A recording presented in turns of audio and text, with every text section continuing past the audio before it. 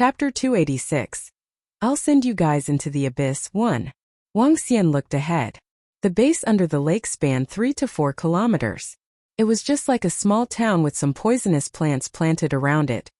In the central location, the words Dark Conjurer were engraved forcefully over the entrance.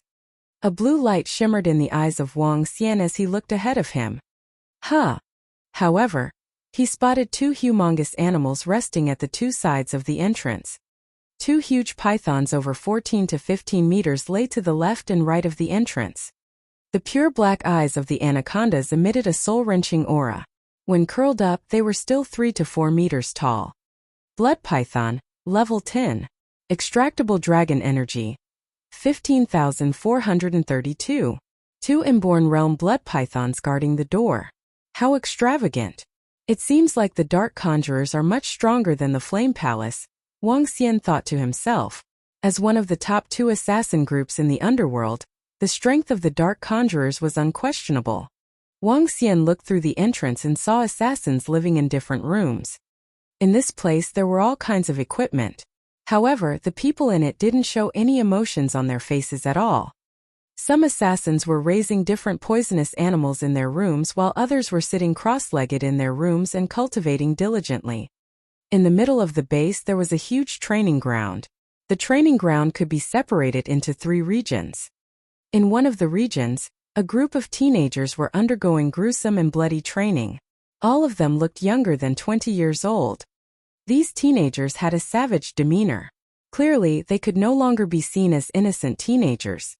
Addressing them as executioners might be more appropriate. The savage and cold vibes emanating from them indicated that they had definitely killed humans previously. This is what a real assassin group is like. Nurturing and training people into killing machines without any personal thoughts. Wang Xian heaved a sigh when he saw the group of teenagers.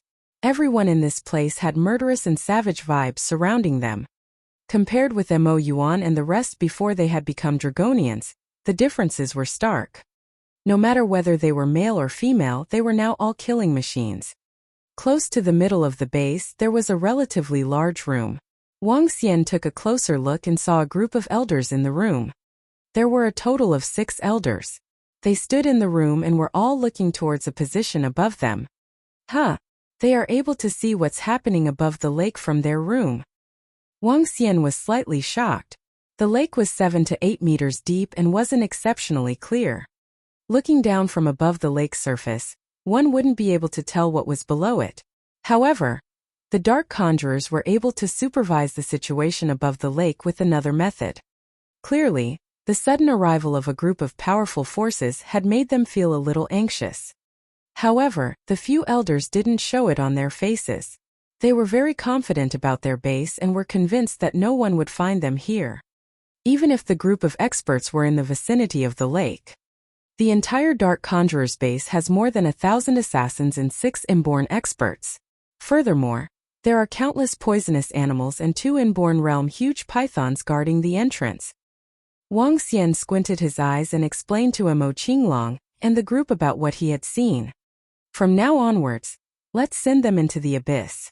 Wang Xian realized that he was in love with this cool slogan as he remarked plainly. Mo Qinglong and the crowd smirked. Under the disguise of the abyss masks they looked extremely creepy. Attack!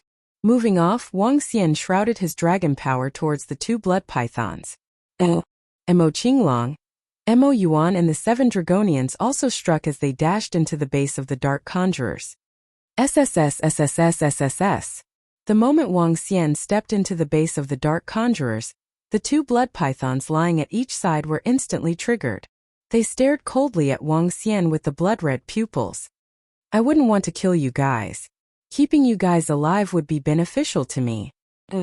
Wang Xian waved his arms as the dragon power weighed on the 2 huge bodies of the blood pythons. Beside the blood pythons, there was a tuft of red poisonous grass. A dense stream of azure dragon energy was injected into it directly. The poisonous grass started growing frantically and wrapped towards the 2 huge blood pythons. Wang Xian increased his speed to the maximum and landed 2 punches on the heads of the 2 blood pythons, knocking them unconscious before they could react. Kill! Shouted Wang Xian. He didn't attempt to hide their arrival at all as he shrouded the entire base under his powerful aura. Kill. We will send the dark conjurers into the abyss.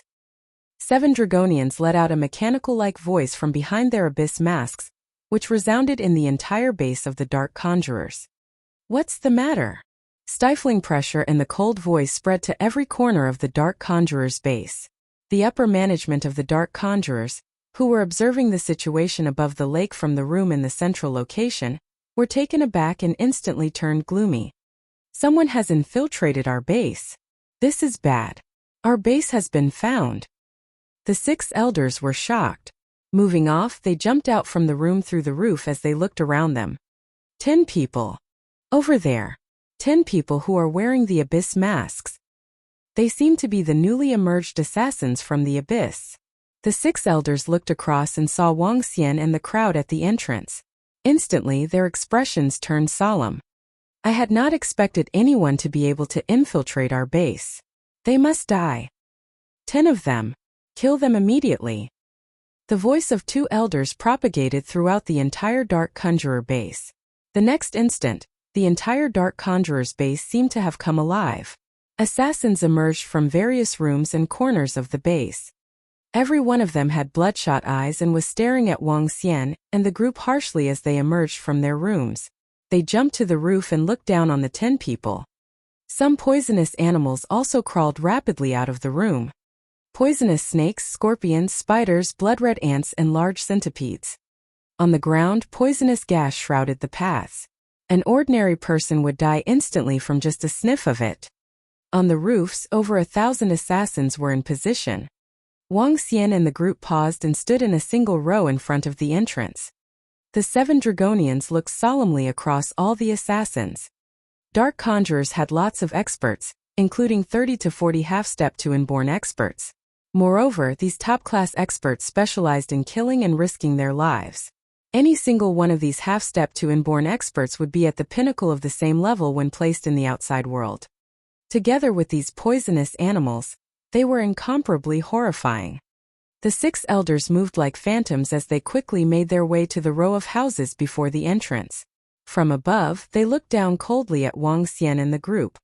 You guys managed to find our base by yourself? An old lady questioned. What was horrifying about her was the poisonous snakes above her head. When the old lady spoke, they were hissing and spreading their horrifying mouths. This made Wuxia recall a horrifying movie he had once seen. The old woman's face was full of wrinkles and her voice was coarse. When she spoke, it sounded like the pitiful cries of a ghost. Her eyes were staring at Wuxia and the group just like how a poisonous snake stared at its prey. Yep, just the few of us. Wuxia looked at the 1,000 assassins and countless poisonous animals in front of him and spoke plainly. Alright then. You guys can die now. Chapter 287. I'll send you guys into the abyss too. You guys can die now. A ghastly voice was heard from the base of Dark Conjurers underwater. All the surrounding Dark Conjurer assassins raised the daggers in their hands as soon as they heard the voice. Daggers, the sharpest weapon for assassination. Deadly and fatal at the sight of the blood. Kill. Thousands of assassins spun into quick action under the old lady's order. They moved like a gust of wind, stone-cold looks in their eyes. Murderous and savage aura, filling the entire Dark Conjurer's base, could almost make any average person suffocate to death. The thousands of top-notch killers were simply terrifying. I'll leave them to you guys. Wuxia told the rest of the 9 Dragonians, including Mo Qinglong and Azure Dragon. He did not make his move as he stared coldly at the 6 elders in front of him. These 6 elders were the most powerful existences of the Dark Conjurers. In particular, the old lady in the middle, who posed a slight threat to him. Even though this old lady is not at the same level as Sui Huang, that old thing, it's just a mere difference.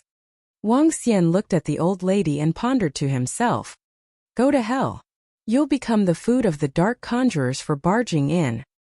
A half-step to inborn expert of the Dark Conjurers bellowed coldly and attacked them with a swift move. Hayak. I'll send you guys into the abyss. 7 Dragonians yelped as they stared at the outspreading Dark Conjurer assassins charging at them with bloodthirsty faces. Kill! Mo Qinglong and Mo Yuan sprang into action too. 9 of them exuded immense clouds of devilish aura that masked their figures. Only a malevolent and cold-looking abyss mask was vaguely seen. Claws of the Devil Dragon. Mo Qinglong and Mo Yuan, along with the 7 Dragonians, revealed their maximum strength. Faint dragon scales could be seen on their arms. The dragon claws formed with demonic aura exhibited black luster, and were as sharp as razors. Bam! 9 of them knocked against thousands of dark conjurer assassins. Mo Qinglong and Mo Yuan swept their dragon claws and slashed dozens of dark conjurer assassins straightaway. They were already pinnacle inborn to begin with. Hence, they could easily slaughter anyone who was not an inborn. Countless poisonous animals who just made their way before them on the ground were trembling with fear. They did not dare to strike. Deep down in their souls, the poisonous animals were fearful of the Dragonians who had divine dragon bloodlines. Dozens of assassins had been killed after a moment of close-quarters fighting. 6 elders standing in the middle of a rooftop swept their icy gazes across Mo Qinglong and Mo Yuan. Kill them all. The old lady in the center gave orders to 2 inborn experts beside her after observing the situation with an indifferent look. Yes. Bloodthirsty looks surfaced on their faces as their eyes turned red, giving off a violent vibe. "Ha, I'm your opponent," Wang Xian said in a cold voice when he noticed that the inborn experts on the roof were about to strike. His voice came through his abyss mask, which sounded robotic and cold. No one could tell the speaker's age by his voice. "Her? Then kill this fellow first." The old lady looked at Wang Xian with lifeless eyes that seemed offish. The poisonous snake on her head was lifting its head, staring at him with a pair of dark eyes. "I'll slay you first. How dare a worthless abyss assassin barge in on the dark conjurers?" As the 2 old men spoke, they rushed down from the roof side by side with daggers in their hands. The daggers were reflecting green radiance as they were smeared with venom. No one could survive a cut. Wang Xian quirked his lips at the corner when he saw the 2 dark conjurer inborn experts assaulting him. He reached out his arm, sending a fiery red ball flying out with rapid speed. The dragon ball emerged ahead of him with sounds of water gushing in.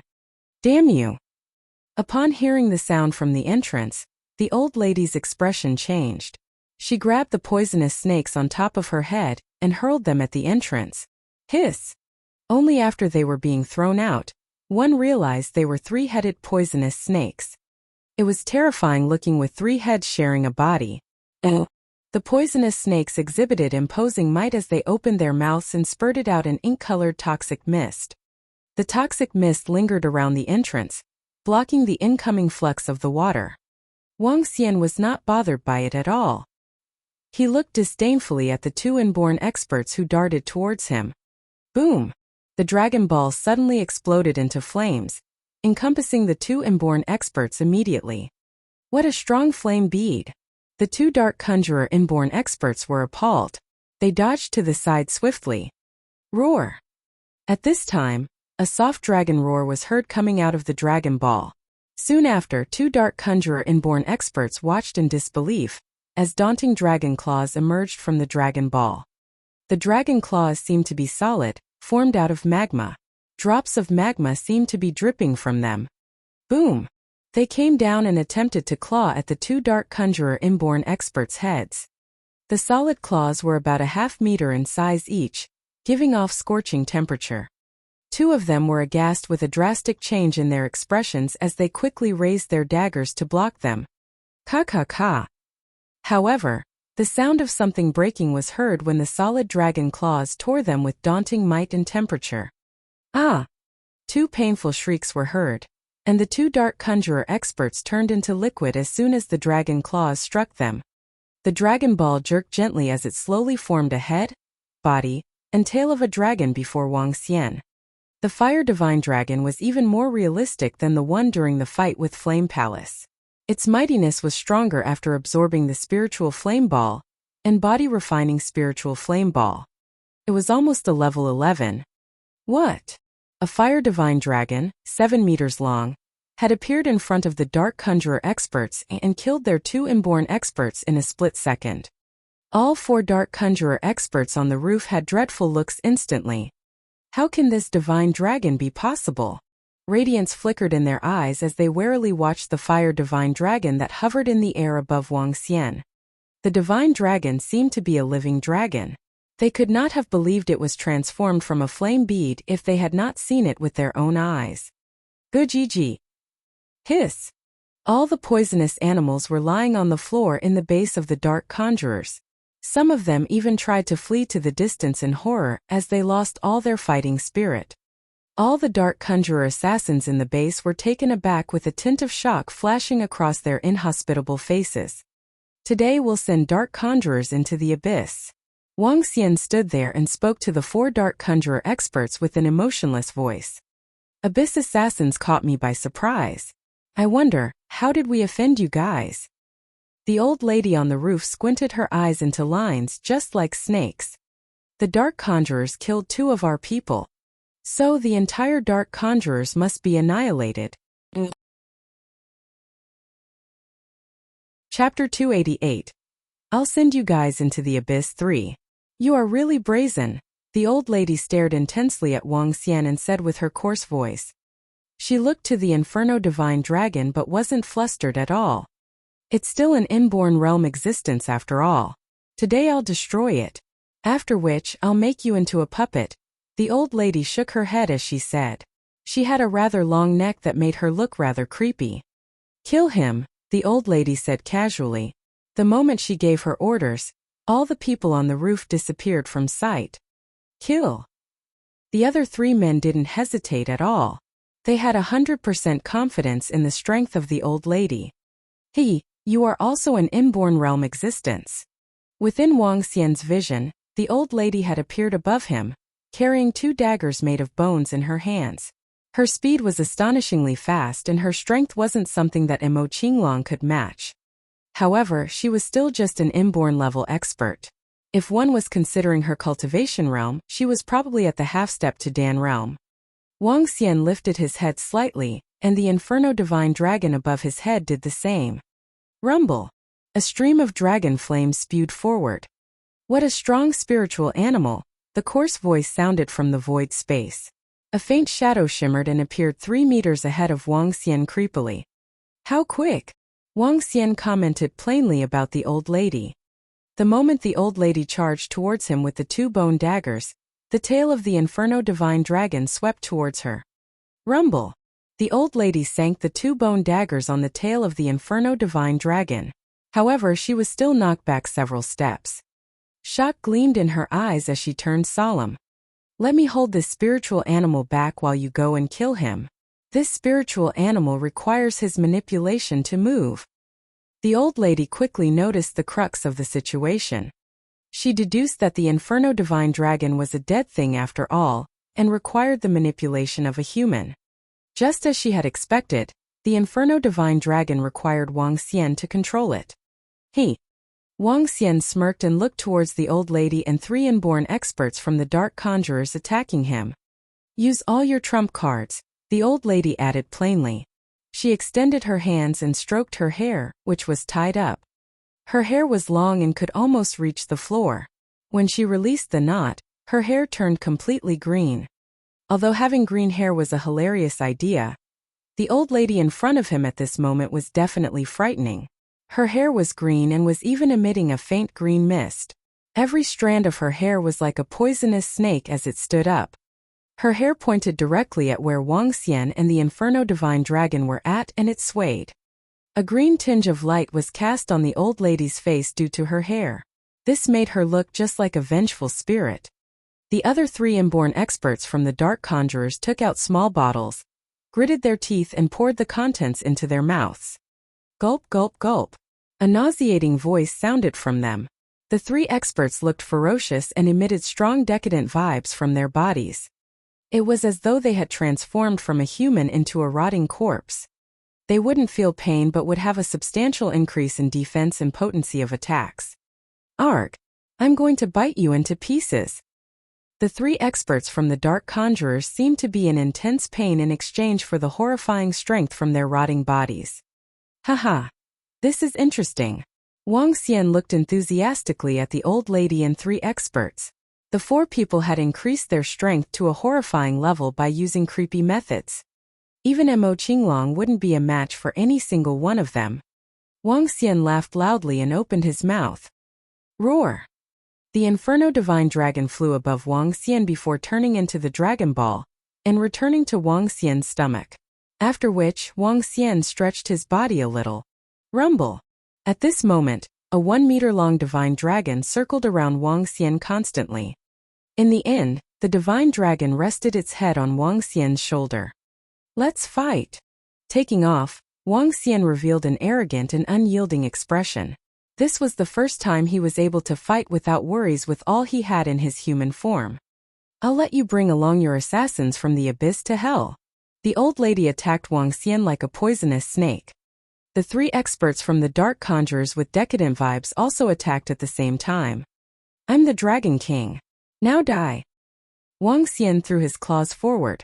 The Inferno Divine Dragons instantly wrapped around his arm, covering his dragon claws with flames. SSS. The old lady met Wang Xian's claw with the 2 creepy bone daggers. At the same time, her hair charged towards Wang Xian like a nest of snakes. Her green hair was rapid and cold like poisonous snakes. Facing her hair was similar to facing thousands of poisonous snakes. Rot! The daggers of the other 3 experts from the Dark Conjurers were shrouded in a decadent aura. Above the daggers, a unique liquid was flowing. The moment the liquid dripped onto the ground, it corroded the ground and left a hole, approximately half a meter deep. Incomparably horrifying. Is this witchcraft? Wang Xian squinted his eyes. The old lady used the blood and essences of 1,000 poisonous snakes and witchcraft to grow her own hair. This allowed her hair to possess horrifying attacking potency and poison. How could some poisonous snake essences be compared with a divine dragon? Roar! Wang Xian growled loudly. The moment the sound waves hit the old lady's hair, her hair instantly lost its attacking ability. The dragon rules the world. Wang Xian extended his arms and the Inferno Divine Dragon around him moved quickly on his arms accordingly. Dense flames gathered and shot towards the old lady and the other 3 experts. Rumble! The horrifying flames dried the land completely once again. The old lady's hair was caught in the flames and was sizzling.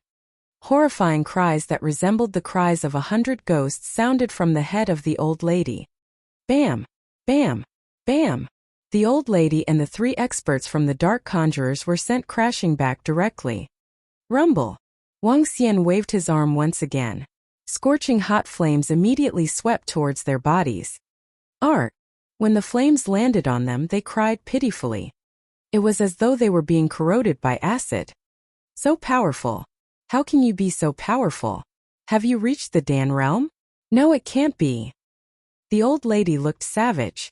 Only half of her hair remained as she looked on in shock. The flames had also burnt away part of her clothes, revealing her green body. She didn't seem to be a human anymore. Kill. I'll send you guys into the abyss. At this moment, Mo Qinglong and the group let out a loud roar. They were drenched in blood by now. Within the short time frame, they had already slain hundreds of Dark Conjurer experts.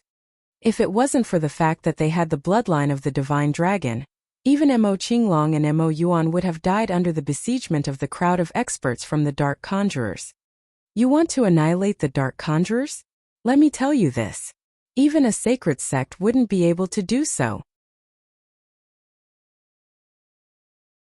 Chapter 289. I'll send you guys into the abyss. 4. The old woman's voice was hoarse. She wiped away the blood at the corner of her lips before she jumped onto a roof. The 3 Dark Conjurer experts retreated with malevolent faces. Those fearless Dark Conjurer assassins who were besieging Mo Qinglong and Mo Yuan stopped.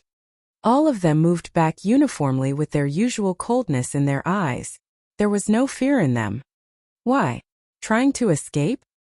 Wang Xian glared at those Dark Conjurer experts as he approached them slowly. Mo Qinglong, Mo Yuan and the rest moved together beside Wang Xian. All of them had their abyss masks on while casting them death stares. They gave off a bloody, daunting, bloodthirsty and conceited aura. As the group of Dark Conjurer experts retreated, They followed them slowly. All of them moved as though they were ferocious men, entering a tiger's den. May the master conjurer of the dark conjurers arrive. May the master conjurer of the dark conjurers arrive. The voice of the old woman was heard while the rest of the dark conjurer assassins were yelling at the top of their lungs with overwhelming passion in their eyes. May the master conjurer of the dark conjurers arrive. Hiss! Those poisonous insects that were alive crawled slowly to a position on the middle of the ground. Eek! A coffin slowly rose to the ground. Ka. Everyone heard the sound of a coffin opening. I said not to disturb me if there's nothing important. An old but clear voice that sounded like metal was heard. The voice was so cold that it did not sound human. Pa! A palm slowly reached out. But no, it was not a palm. It was a set of bones. Stickman. He was totally a stickman. His arm was almost twice as long as an average person's.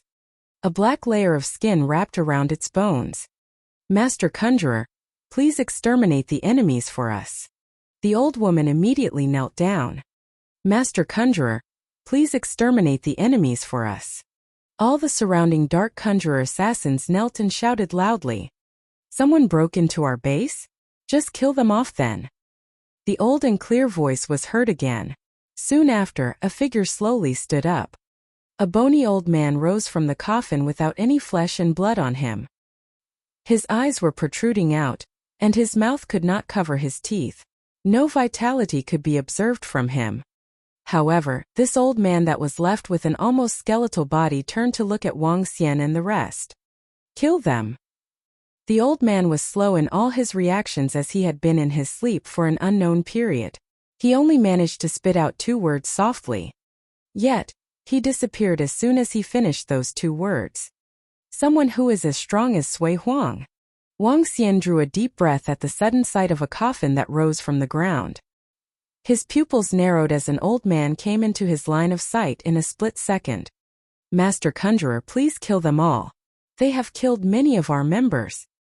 When the old woman and the dark conjurers witnessed the disappearance of the old man, they exhibited immense confidence. All of them were prideful as they lifted their chins. He was their master conjurer. Invincible master conjurer. Their only faith. The founder of dark conjurer. Oh, serves them right for interrupting my sleep. Their consequences.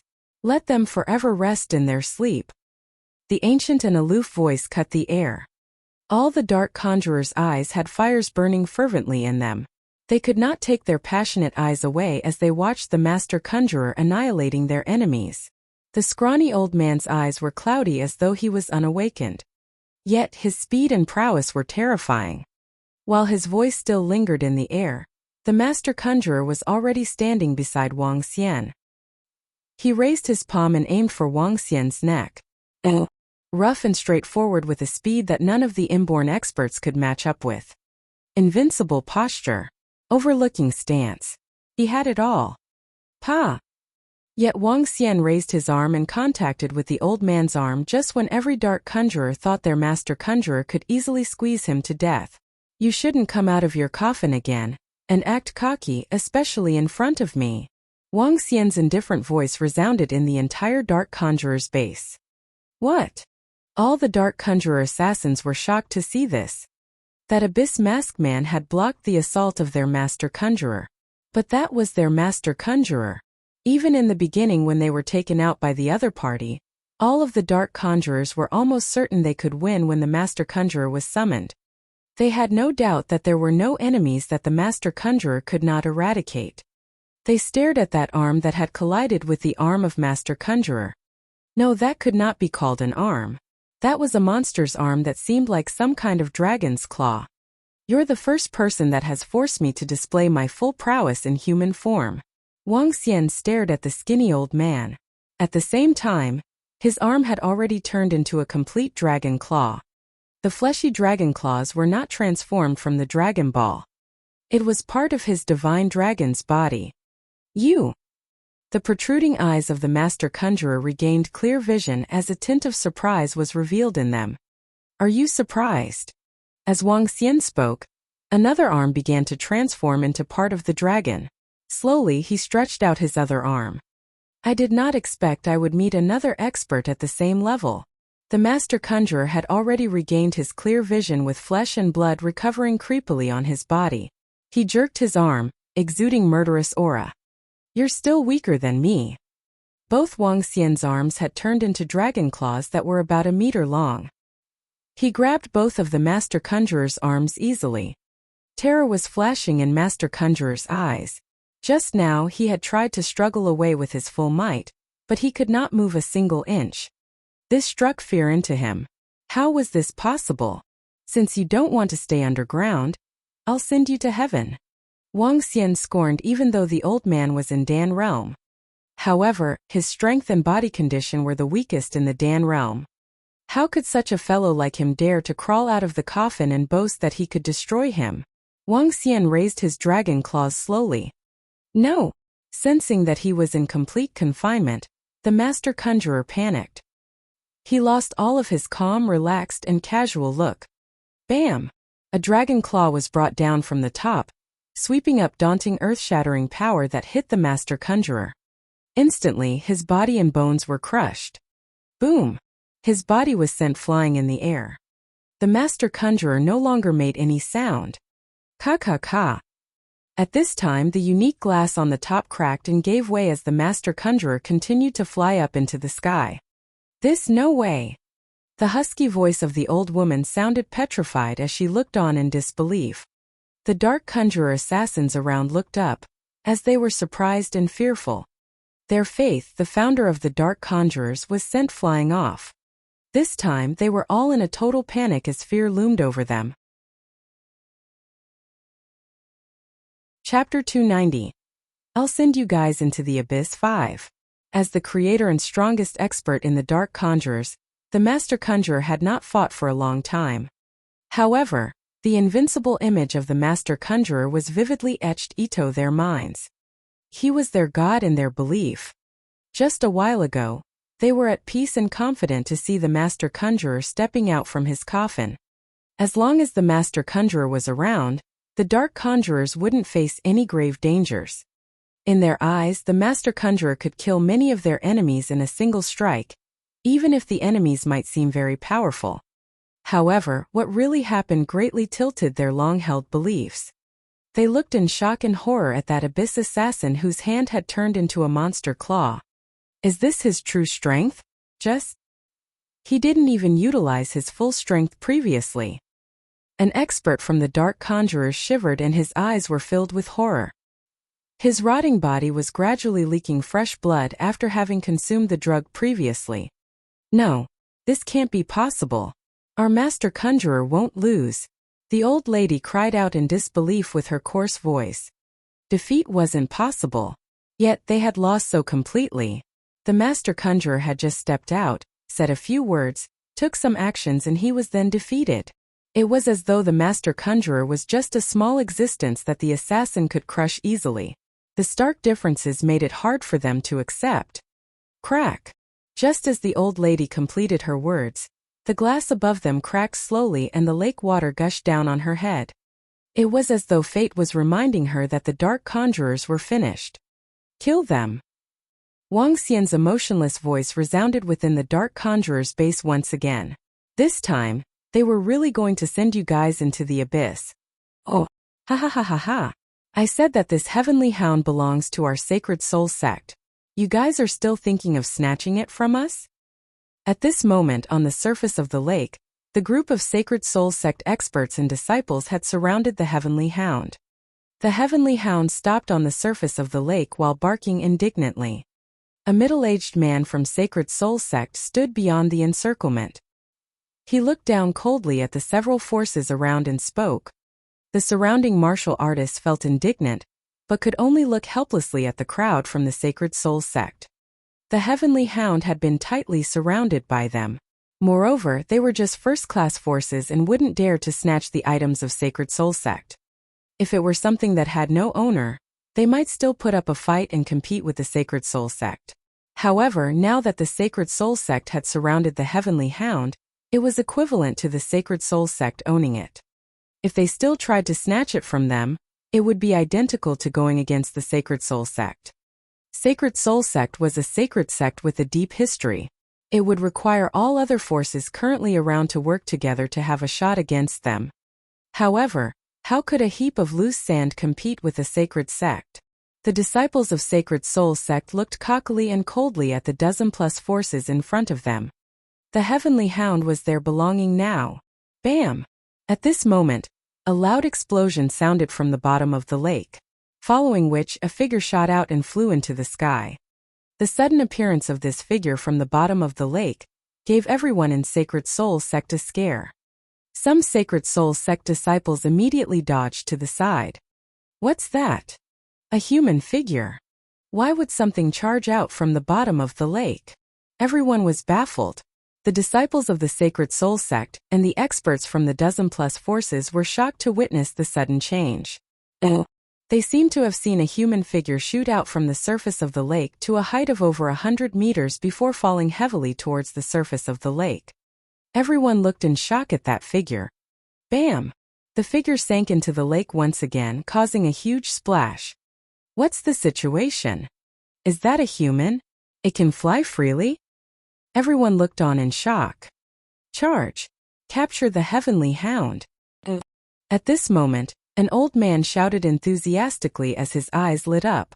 The crowd of the Sacred Soul Sect was shocked, following which they realized that the Heavenly Hound, which they had previously surrounded, had charged out of the encirclement while they were distracted. A young man looked at the Heavenly Hound and shouted angrily, "Shit! That Heavenly Hound belongs to our Sacred Soul Sect." Once the Heavenly Hound charged out of the Sacred Soul Sect's encirclement, it no longer had an owner. The surrounding forces had once again gained the rights to compete for it. The Heavenly Hound belongs to our Sacred Soul Sect. The three inborn experts from the Sacred Soul Sect released their aura. Without consideration for the surrounding people, a horrifying aura shrouded towards the surroundings. An old man took out a white bead from his chest gloomily. Under the illumination of the Sacred Soul, everyone will be enlightened.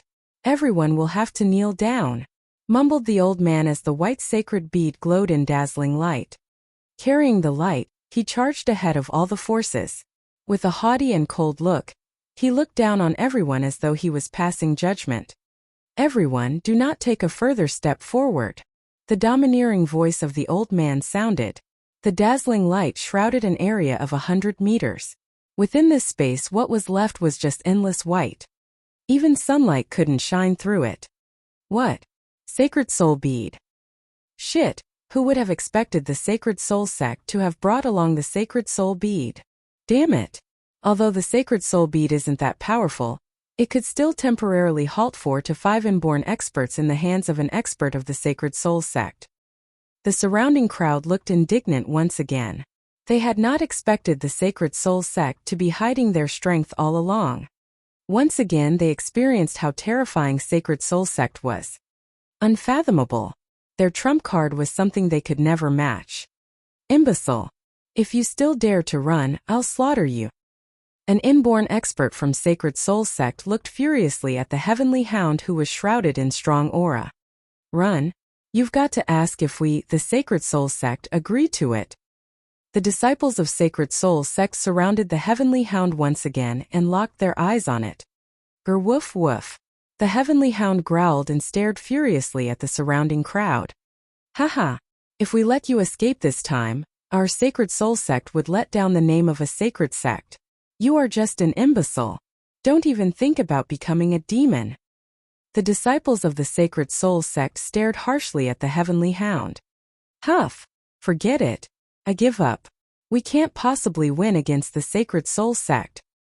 This Heavenly Hound is now the belonging of the Sacred Soul Sect. We have no more hope. It would be hard for the Heavenly Hound to escape this time. The surrounding crowd sighed one after another. Boom boom boom. Just as the crowd was whispering, more figures flew from the bottom of the lake and into the skies once again. This time it wasn't just a single person. Everyone was shocked once again, and this included the disciples of the Sacred Soul Sect.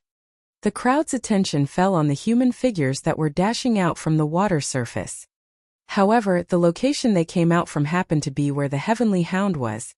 The disciples of the Sacred Soul sect immediately moved aside. As for the Heavenly Hound, it found another opportunity to escape. Fuck! Who the hell are they? Are they seeking death? An inborn expert from the Sacred Soul sect shouted furiously when he saw the Heavenly Hound escaping once again. Chapter 291 Terror Strikes Amongst the Heroes. The Sacred Soul sect had gone through pains before they managed to entrap the Heavenly Hound. It would not be long before they finally captured it. Alas, a black shadow emerged from the bottom of the lake and soared into the sky, before plunging back into the waters. This allowed the Heavenly Hound to escape. When they exhausted all means to entrap the hound a second time, another black shadow came zipping past yet again. This time it was not just one, but up to 10 shadows coming up simultaneously.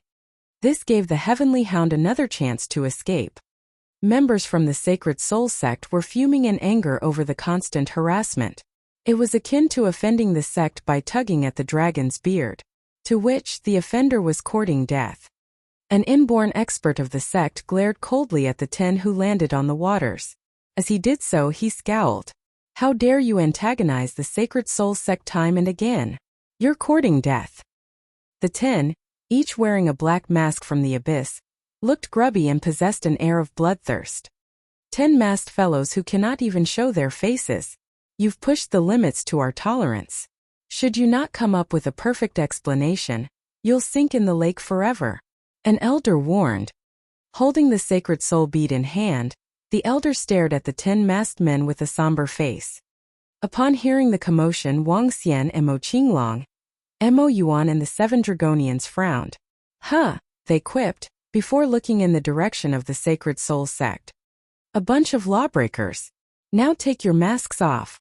A disciple of the sect snarled. With a face of fury, he attacked Wuxia and the gang who were standing near him. Fancy launching an attack without knowing the details. How overbearing. This group is about to meet their doom for disrupting the plans of the Sacred Soul sect, said the sect members. The Sacred Soul sect has blown their top. Let's retreat. The forces standing around panicked. Bang bang bang. It was at this moment that something more shocking happened right before everyone's eyes. Figures shrouded in austerity had flung themselves out of the water, from the bottom of the lake. In no time, more than 20 had emerged. One could sense the desolation that the group evoked as they remained in utter silence. The old lady standing in the middle was even shivering. Upon emerging, another old woman let out a blood-curdling shriek, which chilled everyone to the bones. It's heaven's will that we dark conjurers are wiped out. But you, Abyss, even if I should turn into a vengeful ghost, I'll never let you off, she screeched. Prior to this, the glass shield which defended the Dark Conjurer's base from the top had cracked, from which waters were gushing in at alarming speeds. Meanwhile, Mo Qinglong and Mo Yuan had led the 7 Dragonians into a massive wipeout of the Dark Conjurers underwater. Within minutes, only a little over 20 Dark Conjurers were left. Disheartened, they were left in panic and fear. This was so, even as the most formidable amongst Wuxia's group of 10, also the one to have killed their master conjurer in a single palm strike, had yet to make a move on them. As the entire Dark Conjurer's base collapsed, the masked men from the abyss made a dash for the lake's surface. Left with no solution, rushing out was all they could manage. Whoever provokes us from the abyss will be annihilated, even if you're the Dark Conjurers, for which you shall be banished into the abyss. Mo Yuan turned to the remaining Dark Conjurers and said, all apathetic. Among the 20 left were 4 inborns, while the remaining were all half-step inborns. Ha! To think that we Dark Conjurers have actually fallen by the hands of the rookie Abyss, after dominating for half a century. Ha! How unexpected. Truly unexpected. The group ridiculed. Since the assassination of their master conjurer, they had lost all will to retaliate. I'll send you all to the abyss, the Dragonians warned. In one shift, the 7 charged forth at striking speed. Along with Mo Qinglong and Mo Yuan, they made their way towards the remaining Dark Conjurers. The surviving Dark Conjurers showed no signs of struggle. They had given up on fighting back. Knowing that the formidable masked man was amongst their opponents, any form of struggle would only prove futile. raising their heads. Their faces were overcome by insanity and grimacing. Turning towards the sky, they let out a spooky laugh. Ha! Even if I should transform into a vengeful spirit, I'll never let you people off, they vowed. While they laughed, they exuded an eerie albeit overpowering aura. Even in death they would meet their maker smiling with pride. The atmosphere began to fill with gore, tyranny, brutality, and bloodthirst, which took the people around by surprise. At that very moment, they could not help but feel shivers down their spines. Bam bam bam. Soon enough, the remaining dark conjurers turned into corpses.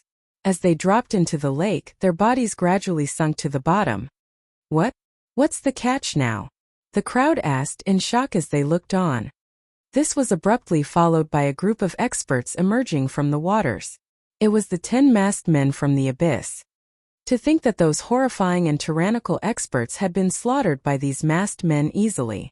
And the onlookers could still remember the sense of despair in the eyes of those slaughtered.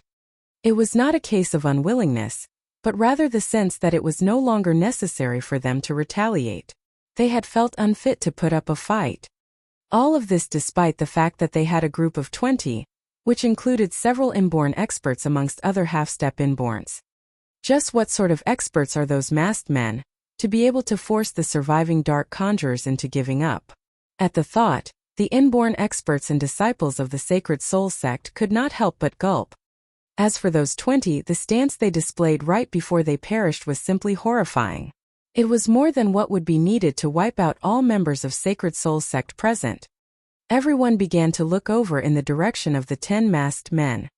Just earlier, the old woman seemed to have said that they're the dark conjurers, some stuttered.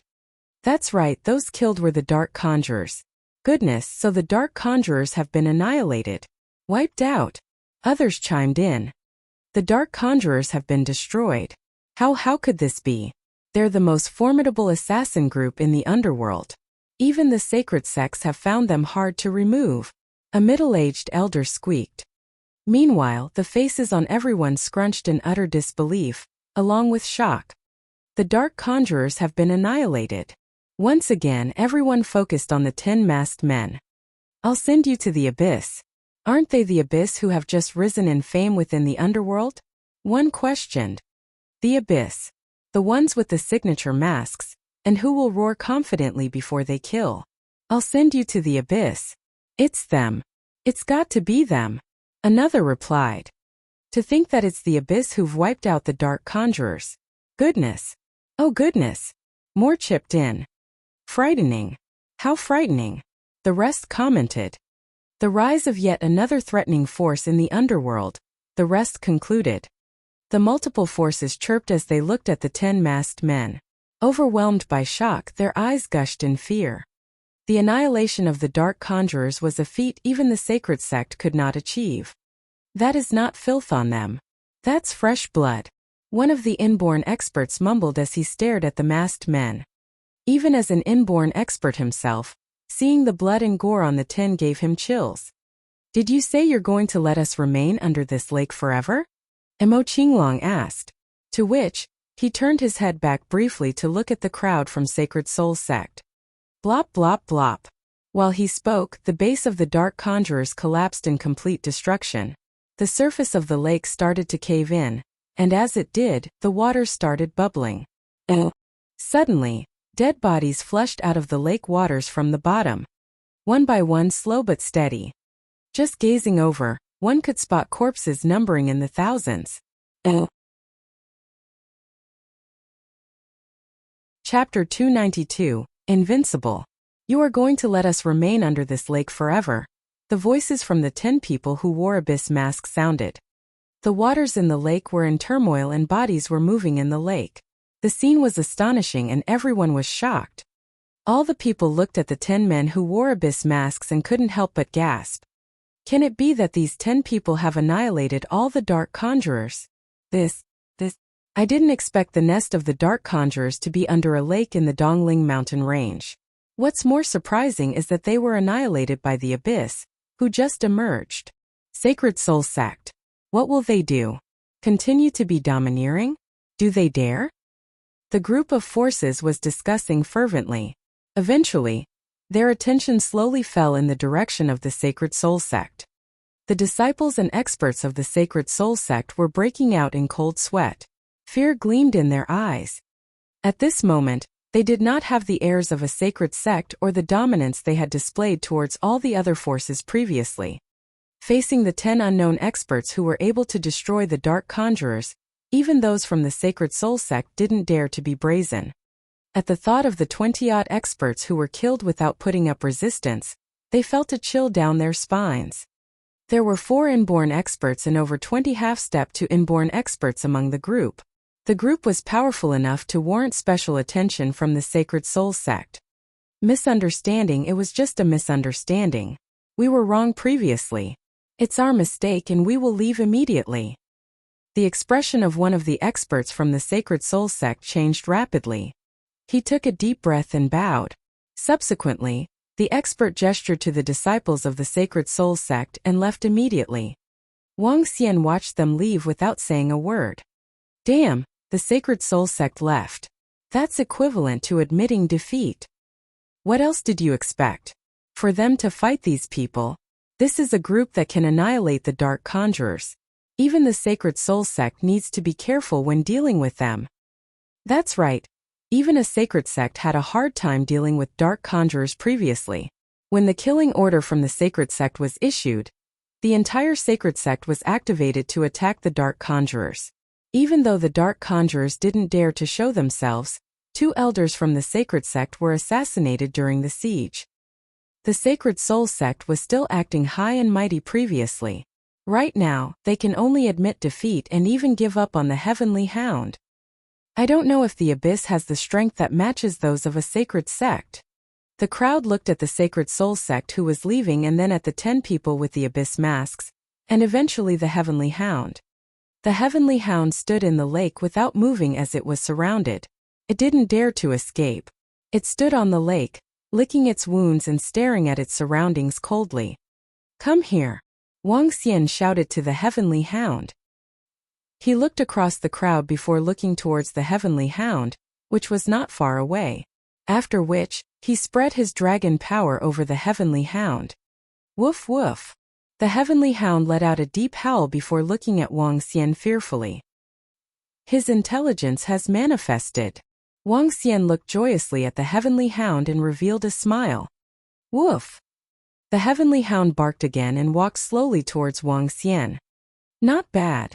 Wuxia smiled and caressed the Heavenly Hound's head. At the same time, he injected the energy of the Azure Dragon into it to treat its wounds. Woof woof.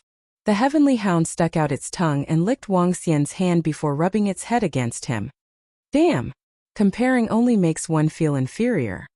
We worked so hard in the Dongling mountain range for over a week and couldn't subdue it. Yet, he simply waved his hands and the Heavenly Hound ran over to him. Everyone here feels the same way. Even the Sacred Soul Sect worked hard for a long time for it. This Heavenly Hound is also fearful of the strong. We tried to lure it and it simply ignored us. Now it ran over to that guy who just waved at it. The crowd was speechless. For this inborn realm level Heavenly Hound, they had worked hard for several days and paid a huge price. In the end, they only got a few strands of dog's fur. However, the masked man just waved his hands and the Heavenly Hound ran over. Comparison indeed made one feel inferior. Search the information. Also, comb the base of the Dark Conjurers. Wuxia tapped the Heavenly Hound's head and ordered a Mo Qinglong in group. Yes, young master. The group nodded and replied. Wuxia moved and arrived at the bottom of the lake with the Heavenly Hound. The glass under the lake had broken and the base was flooded. Only the outline of the base remained. The Heavenly Hound was protected by the water attribute energy. It looked curiously around him and barked a few times. Wuxia let out a smile as he moved to the 2 blood pythons. The 2 inborn realm blood pythons were bred by the Dark Conjurers through witchcraft. They didn't have intelligence and only had bloodthirst. This type of animal did not have potential and it would be hard for them to evolve again. However, once they were able to manifest their intelligence and cleanse their bloodline, they could evolve again. From blood pythons into serpents, and finally into divine dragons. Wang Xian kept the 2 blood pythons mainly to subdue them to become his subordinates. Submit. Wang Xian moved his finger and 2 drops of essence blood fell onto the head of the blood pythons for them to absorb. The 2 blood pythons were severely injured and couldn't resist it as they absorbed the essence blood directly. SSS. As they absorbed the essence blood into their bodies, the pythons spat balls of blood out. This blood was dark and sticky with corrosive nature. Pythons have the attributes of earth. I shall impart to you the cultivation method of the earth divine dragon. Wang Xian thought to himself as he etched the cultivation arts directly into the minds of the pythons. Afterwards, Wang Xian looked at the heavenly hound and forced out a drop of his essence blood too. Woof woof. The heavenly hound barked. It stared hard at the drop of blood on Wang Xian's finger before flicking out its tongue and absorbing it. This rascal. Wang Xian smiled but frowned shortly after. He was bewildered as he looked at the heavenly hound. What's going on? He was astonished as he stared at the heavenly hound. Woof! In the beginning, the heavenly hound was still staring at Wang Xian. However, its body started to shiver violently as if it was experiencing a seizure. Woo woo woo! Deep cries of agony sounded. Its fur became more lustrous and had a faint glow to it. Gradually, the heavenly hound stopped crying. The heavenly hound shook its head lightly and rubbed his head against Wang Xian enthusiastically. This is... Wang Xian realized that when the heavenly hound moved, its fur stood up like wings. He touched the heavenly hound's body and realized that there was flesh growing in places where the fur was longer. A hound with wings? This rascal assimilated my bloodline to strengthen its bloodline. Wang Xian was shocked as he looked at the hound and fell into deep thought. Chapter 293 To the Fore on a Python. During this period, Wang Xian had gained some understanding of his essence blood. Blood of the divine dragon. The essence blood was able to assimilate the bloodlines of most living organisms. But it also had a limitation. It was unable to assimilate bloodlines with a grade higher than itself, or those coming from an organism with stronger powers. Amongst all living organisms, the bloodline of the divine dragon was considered as the apex. Yet, as the current abilities of Wang Xian were still too weak, the energy stored in his essence blood remained low. Hence, the attempt to replace bloodlines of a relatively high grade would impose some difficulty. As for the experts whose abilities far supersede Wang Xian's, not only would his essence blood be unable to evolve the party's bloodline, it would be absorbed by the party for energy intake. For the divine dragon which leads the pinnacle, a drop of its blood was enough to turn an ordinary creature into a powerful monster instantly. It appears that this heavenly hound possesses an extraordinary bloodline. Wang Xian exclaimed as he stared at the hound, slightly taken aback. This heavenly hound happened to be the first, which was able to absorb Wang Xian's essence blood and convert it as energy intake. But even so, the essence blood contained the consciousness of Wang Xian. Hence this heavenly hound would still be under his control, having absorbed his essence blood. The abilities of the heavenly hound would have to reach a substantial level before it could free itself from Wang Xian's control. By which, Wang Xian's abilities would also improve immensely as well. Young master, we've got hold of the information, but most of the things have been completely destroyed, along with the death of the dark conjurers. Wang Xian was told, as Mo Qinglong approached together with Mo Yuan and others. Did you find information on the missions as ordered by the dark conjurers? Wang Xian asked in response. After all, they had come to annihilate the dark conjurers for a reason, mainly to find the culprit who ordered to have Mo Ersan and Mo Sanyi killed. Yes, we did, Mo Qinglong and the rest replied. Good. Let's return then. Wang Xian nodded back. In quick shuffles they surfaced from the lake. Swoosh! 2 giant pythons, each reaching between 15 to 16 meters in length, followed closely behind. With thick and muscular bodies, the serpents imposed terror. Come on. Let's head for the seaside. Wang Xian gestured to Mo Qinglong and the rest. As he did so, he hopped onto the crown of a python's head. The head of one giant python measured 2 meters across, which could hold a person standing atop comfortably. Whereas Mo Qinglong, Mo Yuan, and the remaining stood on the python's body instead. Measuring between 15 to 16 meters, these giant pythons would more than suffice in transporting the 10 men. On the other hand, the heavenly hound appeared somewhat fearful, as it skipped gently over to Wang Xian's side. Go! Wang Xian instructed the two pythons. TSK, TSK. The serpents hissed, tongues of over a meter sticking out as they did.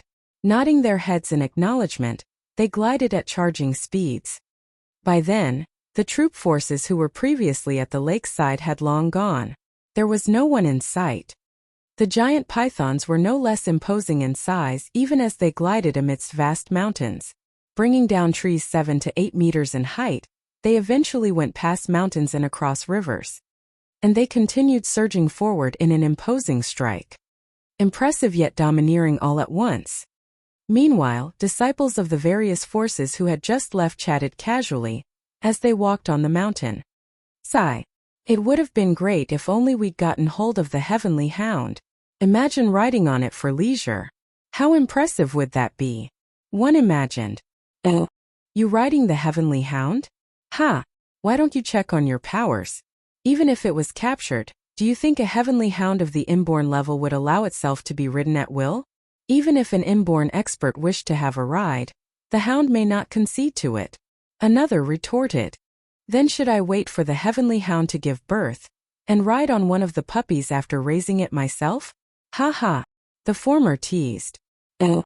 Upon hearing the disciples' conversation, a few experts walking in front laughed. When inborn beings reproduce, the bloodline of its offsprings will thin. Even so, its abilities would not weaken significantly. Should it display symptoms of reversed evolution, it may even grow up to become an inborn, one explained. Which explains why so many powerful forces are out to vie for one inborn-level creature. Mainly to get hold of them for their offspring. Another chipped in.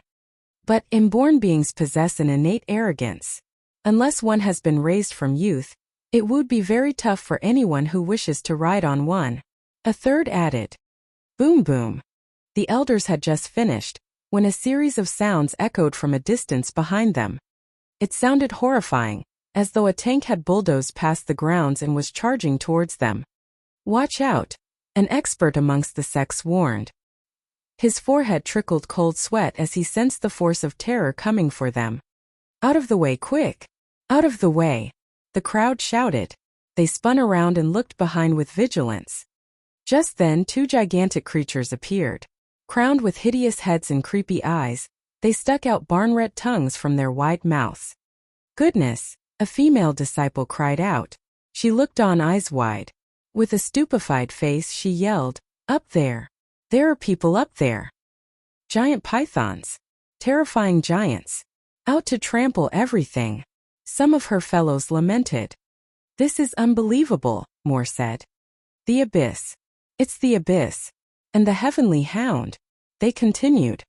The two giant pythons were charging at top speed, along with the 10 men riding on them. As Wang Xian heard the ruckus, he turned around, revealing a faint smile. Meanwhile, the heavenly hound exuded an air which overpowered the nearby crowd. Woof woof. Howl. It barked excitedly at the onlooking crowd, even mimicking a fox and ending off with a howl. How awe-inspiring. Filled with envy, the crowd of disciples looked on at the group of python riders that just went past. What the? That's so awesome. Riding to the fore on a python, how cool is that? An onlooker squealed. When will it be that I achieve that? Another yelped. Those are no doubt true experts, sighed the experts amongst the crowd, even as they were of the same status themselves. Hence, with 10 people on board, the two giant pythons raced straight ahead, towards the Dongling mountain range. Along the way, martial artists from different sects simply stared when they came across the spectacular sight, faces filled with astonishment. Carrying all aboard, the giant pythons dived into the sea. Wang Xian transformed into a divine dragon, and together the group made their way towards Rivertown. After 5 hours, Wang Xian arrived at the villa's doorstep. Overwhelmed in excitement, the heavenly hound shook off the seawater on its body and proceeded to check out its surroundings. Despite its moderate size, the hound boasted greater intelligence. Let's go. Emo Yuan said. He then took his leave with the 7 Dragonians, leaving Wang Xian and Emo Qinglong to return to the villa. Young master, let me go look up information on the murderer, Emo Qinglong reported. With a hard drive in hand, he proceeded to enter a computer room. All information on the dark conjurers was stored on a desktop. Wang Xian nodded in approval before plunking onto the sofa, looking all laid back. Woof woof. As it strolled around, curious about its surroundings, the heavenly hound let out a bark. Come over here. Could you transform your appearance a little? Wang Xian said to the hound as he waved to it. The appearance of the heavenly hound was known by many. Should it be discovered here, it would be easy for others to figure out its ties with the abyss. Woof woof. The heavenly hound barked in response before its fur started to change in color, turning all gold. Chapter 294. Hold the plane and move. 1. Xiao Xian has been away for several days and is finally back. I wonder, did he bring any beautiful girls back this time? Every time he returns, he brings one back. At 5 in the evening, Guan Shuqing and Lan Qingyue's voices sounded from outside the house. Wang Xian, who was drinking tea and lying on the sofa in the living room, was speechless. Brother! Xiao Yu shouted as she entered through the door. Your brother is here. Wang Xian stood up and answered with a smile as he saw the 4 beauties walking in. Wah! Xiao Yu and the girls shouted in amazement and hurried over. Wang Xian smiled gently as the side of his mouth lifted. He thought his charm had gotten stronger. What a beautiful dog. It is so cute. Look at its eyes. They're glittering. It must be a smart dog. Its fur is so smooth and feels so great. The 3 of them were surprised and delighted as they caressed the heavenly hound. Even Elder Feng bent down and was looking at the dog lovingly. Ai! Wang Xian felt aggrieved. He didn't expect to be less popular than a dog. Woof woof.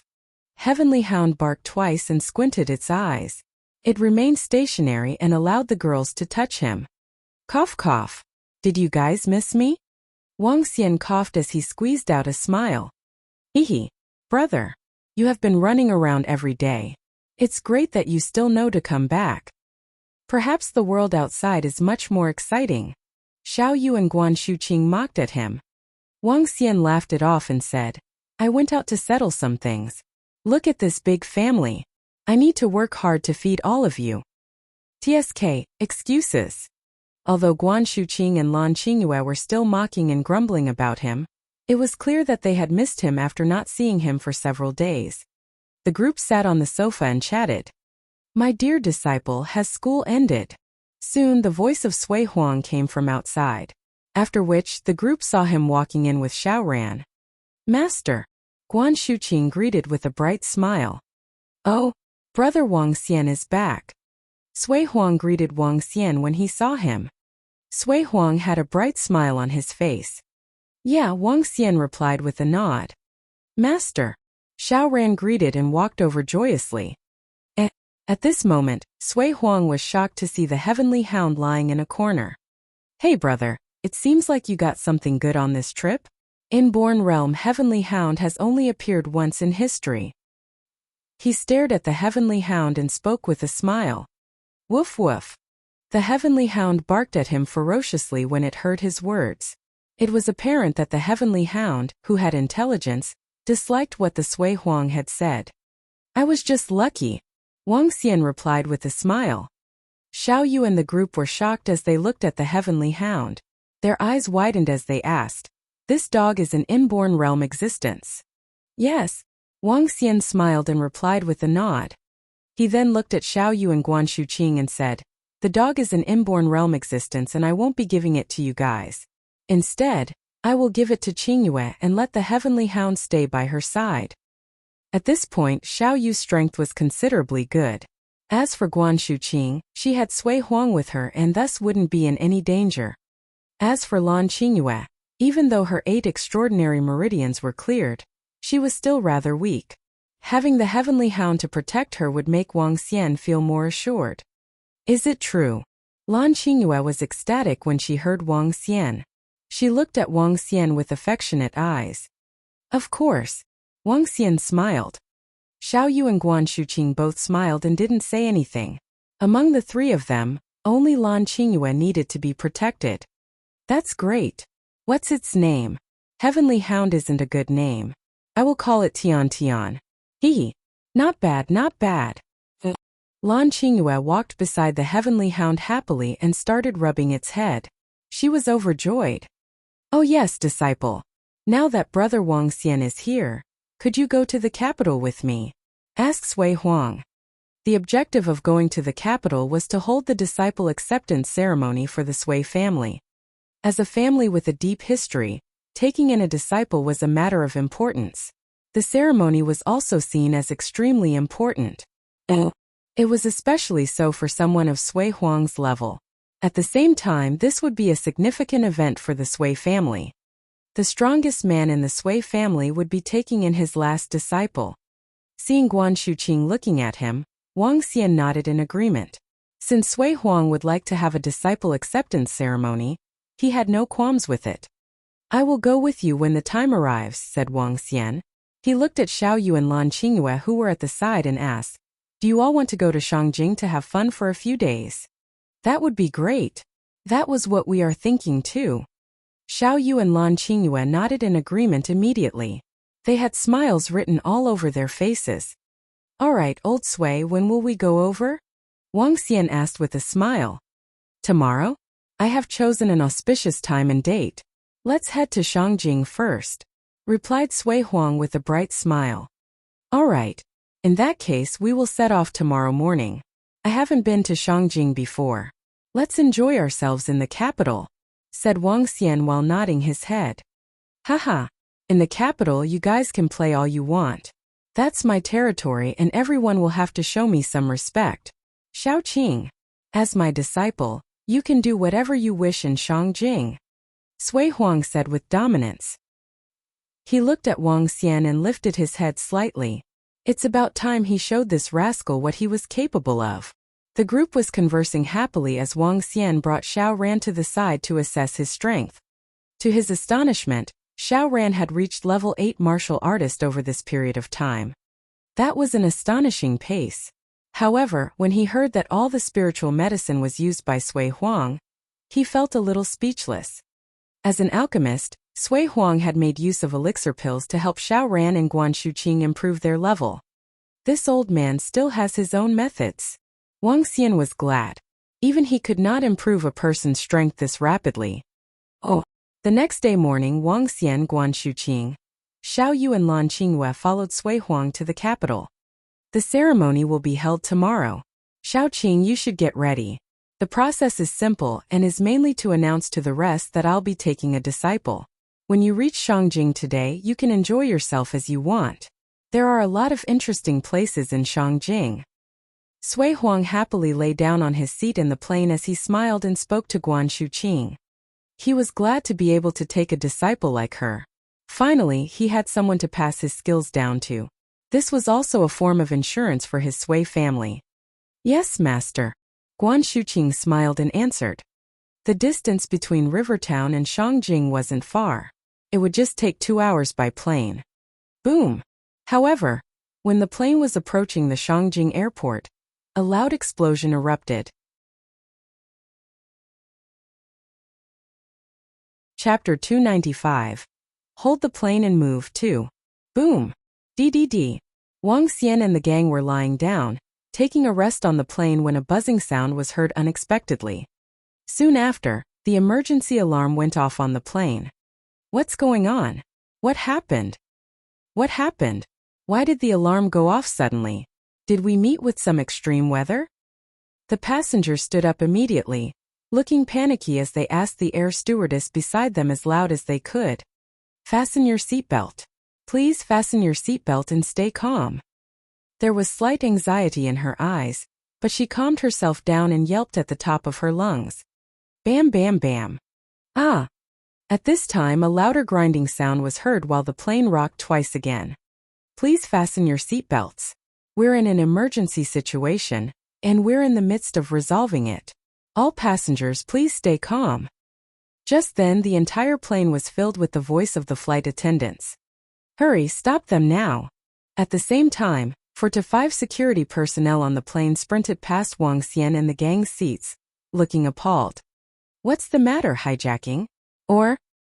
Wang Xian sat up puzzledly as he peered towards the back. They were sitting in the first-class seats, and there should be more first-class seats in the back. He looked over his shoulder at Sui Huang. Boom! Just then another booming sound was heard again. Ah, are we going to be all right? What the hell is going on? The passengers were screaming in horror from the front. Someone is fighting on the plane. When Sui Huang heard the sound, his expression changed slightly as he unfastened his seat belt immediately with a sullen face. You guys stay here while old Sui and I will check it out. Wang Xian immediately stood up and spoke to Xiao Yu and the rest. Okay. Those girls were wondering as they peered at the back. Gentlemen, please go back. We'll take care of this and we'll settle it soon. When the air stewardess saw them standing up, she quickly told them this anxiously. We'll just take a look. Old Sui took out an identification card emotionlessly and showed it to the air stewardess. She was stunned as soon as she saw the identification card. Yes, chief leader. Her. Wang Xian peered over with a bizarre look. That red identification card seemed terrific. If you want one, I can get you one next time. Upon seeing Wang Xian's puzzled look, a smile surfaced on Sui Huang's face. Let's go. Wang Xian shook his head and continued his way in. Get lost, I must kill him today.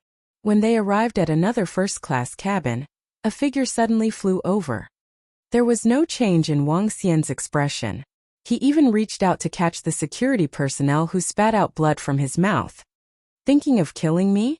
Since I dared to kill your son, I can even kill you now. Haha, come over and kill me. A bossy voice, accompanied by daunting oppression, was heard.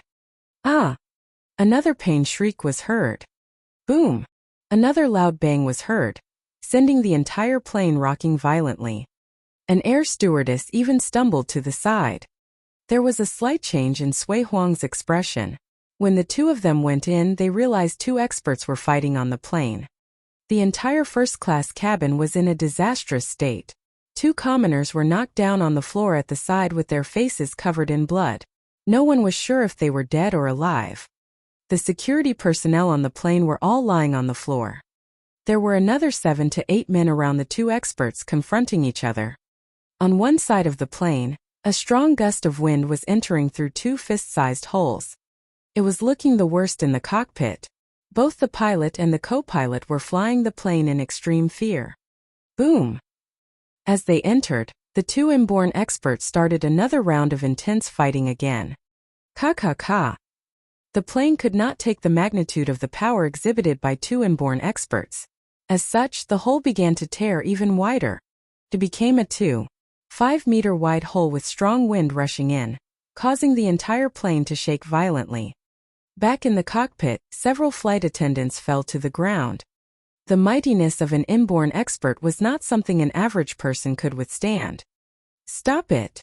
Sui Huang swept his gaze across everyone in the plane with a somber expression. He encompassed the duo with his inborn oppression. What? The duo in the battle was taken aback as they quickly spun around and looked at Sui Huang. How dare you duel on the plane? Are you tired of living? Sui Huang walked over to the duo with darkened expressions. Scram!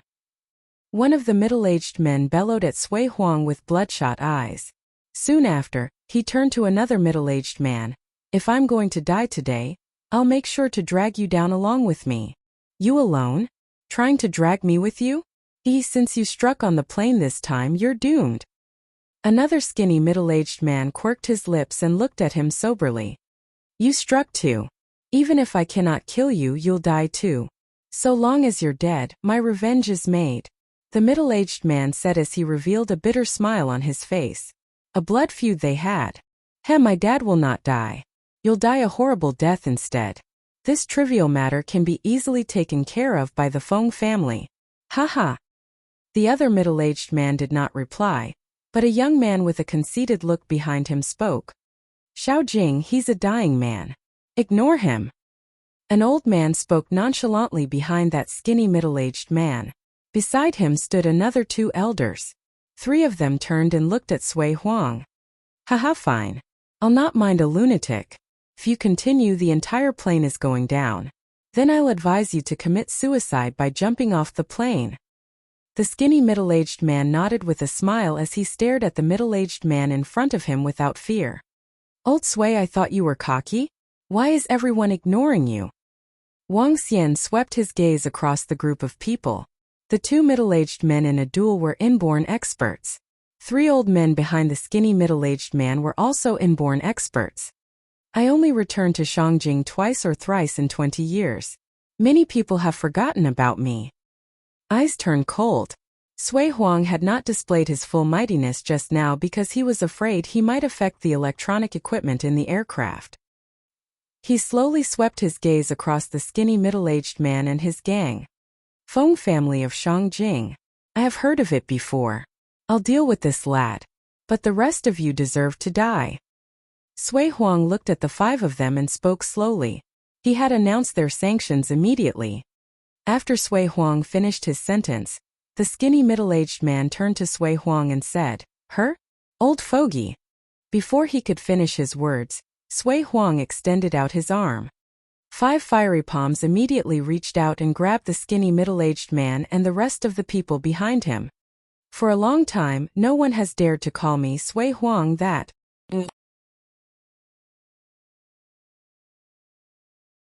Chapter 296.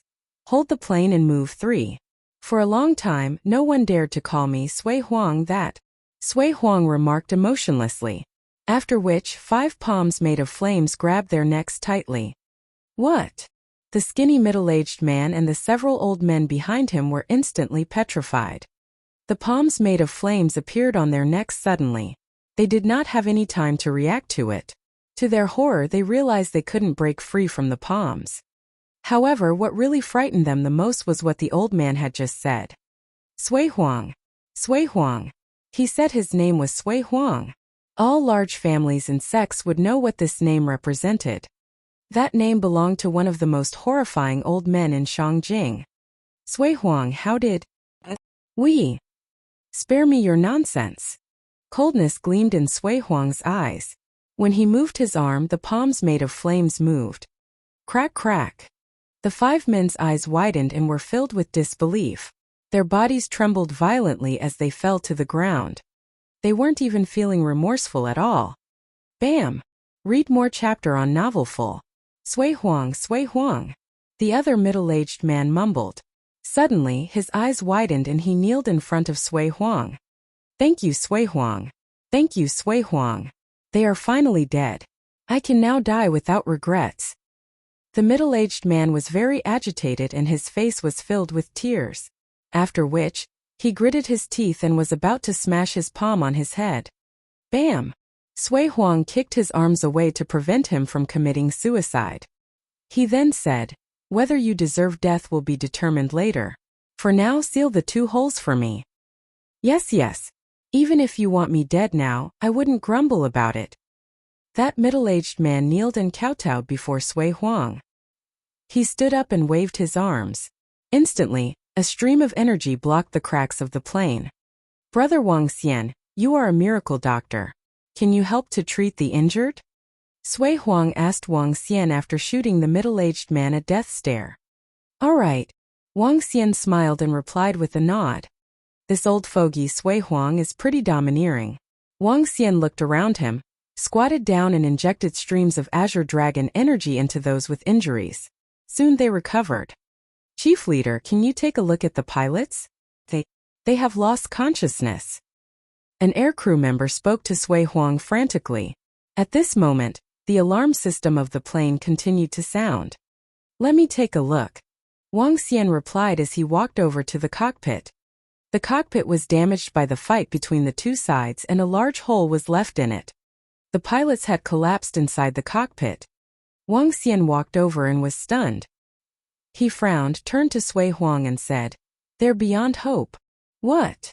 Sui Huang was shocked and turned solemn. What? Are they really beyond hope? The aircrew members and security asked in fear. They are gone. Wang Xian replied and shook his head. One of the aircrew members rushed to the controls and picked up the radio. Mayday! Mayday! Flight number A934J from Rivertown towards Shangjing. The pilots on board have encountered danger. Requesting immediate support. Mayday! Mayday! Flight number A934J from Rivertown towards Shangjing. The pilots on board have encountered danger. Requesting immediate support. The aircrew member was sweating as he called for help. This is bad. Soon, that aircrew member pressed a few buttons and realized something had gone wrong. He shouted frantically, "The radio is out! The radio is out! There are problems with other action keys too. It's over! It's over!" That aircrew member became even more flustered as he shouted loudly. "What's the matter?" Sui Huang frowned and shouted, "Calm down! Hoo! The aircrew member took a few deep breaths and replied, "The pilot is dead, and so is the secondary pilot. There's no one who can control the plane now. Furthermore, some equipment is damaged. We. Tears streamed down from his eyes as he spoke. Let me ask, an air stewardess said fearfully. She picked up the announcement system and said with a trembling voice, calling for all passengers. Our plane has encountered a major incident. Is there anyone who knows how to fly a plane? She continued, if there is, please come over to the cockpit immediately. This concerns the lives of everyone. The air stewardess repeated the announcement several times, and her voice sounded throughout the plane. What? Who knows how to fly a plane? Who knows how to fly a plane? Get to the cockpit immediately. Oh gosh. The plane is diving downwards. Mom, I don't want to die. It's finished. Who knows how to fly a plane? Please get to the cockpit quickly. The plane has deviated from its path and is slanting down now. I don't want to die, I still have a family. My children. When the passengers heard the air stewardess's announcement, panic broke out. However, no one stood up. In this era, a pilot wasn't common. Is there anyone who knows how to fly a plane? Please come to the cockpit immediately. We are facing a major crisis. The announcement sounded again. However, there was still no one who stood up. Panic started sprouting in everyone's heart. Make a call. Contact the headquarters to see if there are any signals. Sui Huang frowned and said. Mobile phones were prohibited on the plane. However, at this moment he couldn't care less. The high-speed movements will affect the signals. Nonetheless, we can give it a try. One of the aircrew members replied hurriedly. He then took out his phone and called. We are flight number A934J. We are experiencing a major incident. Requesting for headquarters aid. The aircrew member called and shouted hurriedly. BZZ. From the other end of the phone, an unstable buzzing noise sounded. It's not working. The signals are unstable when flying at high speeds. The message isn't getting through. This isn't working. It's over. We are just 3 minutes away from the airport. However, the plane is totally out of control and we can't possibly land it properly. The plane is going to crash. The emergency equipment is malfunctioning as well. Fear gripped the members of the aircrew as they shouted frantically. They were out of their means. Based on the current trend, the plane would be crashing. At this moment, the command center of Shangjing Airport had also realized that they had lost contact with Flight A934J. Leader, Flight A934J is still uncontactable. According to the normal flight schedule, they are just 3 minutes away from landing. Leader, we have turned on satellite tracking. We found a plane flying abnormally. Leader, we received an emergency call from Flight A934J. However, the voices were constantly interrupted and we couldn't hear anything. Hurry up. Lock down on their position with satellite and identify the problem they are facing. Continue to contact them. We definitely must establish contact with them. At this moment, the various leaders from the airline were commanding frantically. If something was to happen to the plane, the repercussions on the airline would be grave. If there were a lot of casualties, even the higher management of the airline would need to bear the responsibilities. Oh gosh. Flight A945J is totally out of control and is spiraling down. One of the staff members shouted desperately at this moment. All the management members from the airline looked up. A plane was barreling towards the ground at an astonishing speed. Everyone trembled and was frightened. Dear passengers, I would like to inform you of an unfortunate piece of news. The plane will crash in 3 minutes. We will try our best to force an emergency landing. Please pray for us.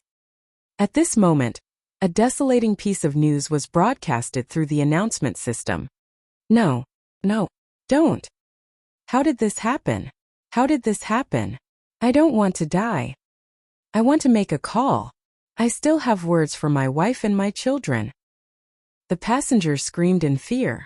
Some passengers turned on their phones and tried to convey their last words to their loved ones. The air stewardesses did not stop them. Instead, they did the same and started drafting their messages. They were in complete despair. Everyone felt hopeless. If the plane crashed, how many of them could possibly survive? Everyone in the cockpit squatted down in despair, and their bodies couldn't help but tremble. These few rascals, only causing troubles for others. Sui Huang was gloomy and clenched his fist tightly. How far are we from the airport now? Wang Xian frowned and asked one of the aircrews at the side. We are roughly 15 kilometers away. Boom! As the aircrew spoke, the plane started turning. The group fell and rolled towards the far end. Over 10 kilometers. Wang Xian had a gloomy expression as he looked at the control system. He then pulled the red valve on the end. Rumble! With the propulsion system stopped, the plane fell straight down. Hey's old Sui. Let's give it a try. Wang Xian smiled as he spoke calmly to old Sui who was beside him. Sui Huang was stunned. Soon he nodded and smiled. If I was alone, I wouldn't be confident in doing this. Since it is the both of us, I am confident. Alright then. Landing in Shangjing in this manner wouldn't be a great thing to look back at, said Wang Xian while shaking his head. After which, he smashed the window in front of him and jumped out of the plane. Landing in Shangjing in this manner will be the best way for you to remember your trip here. Sui Huang laughed and followed behind him. The two of them came to the bottom of the plane. They exchanged glances, smiled, stretched out their arms and slowly pushed against the plane. Chapter 297 Like God, Like Devil. Boom! The plane whistled in the air as the entire 40-meter-long aircraft started crushing down uncontrollably. A booming, air-rending sound and the screams from passengers on the plane were heard all over the entire aircraft. Yet 2 soft bellows were coming from the bottom of the plane. Boom! Wang Xian and Sui Huang jerked their bodies, and 2 large pairs of wings sprang into action on their backs. Fiery red just like the color of the blood. Sui Huang's pair of wings that resembled lava stones emerged from both sides. As the 2 gigantic wings spread out, they spanned across around 10 meters which looked terrifying. A gentle flap would bring about freaky high temperatures. If it was not for his intended protection, the aircraft could have burst into flames. The wings behind Sui Huang were totally out of their league, compared with those experts of fire god denomination back then. Behind Wang Xian was a pair of fiery red wings too. The energy of the Dragon Ball could transform into a pair of dragon or phoenix wings. The huge wings may not be as big as Sui Huang's, but they had also reached 7 meters. Besides, the wings behind Wang Xian were more agile and flexible. Flapping them gently would exude the domineering power of Divine Dragon. Boom boom. Read more chapter on novel full. Both men raised their hands and exchanged a glance with smiles on their faces. Another booming sound from the aircraft was heard, but this time the plane stopped itself from crashing down. With the help of the 2 powerful forces, the plane came to an abrupt halt and eerily suspended itself in the air without moving. What's going on? Why did the plane stop moving? Did the plane recover? Is it fixed? Is the danger over? Is it over? At this moment, the flight passengers had no clue about what was going on under the plane when they witnessed such an incredible scene. Their eyes were agape. Some of them had tears on their faces as they asked in a panic. Even the staff on the plane was puzzled. Could it be that chief leader and that young man? Some of the staff were in a daze back in the cockpit. When the 2 of them had jumped out of the plane, They were feeling hopeless and had lost all concerns. Yet, the plane had come to a halt strangely in the air. All of them could not help but gulp.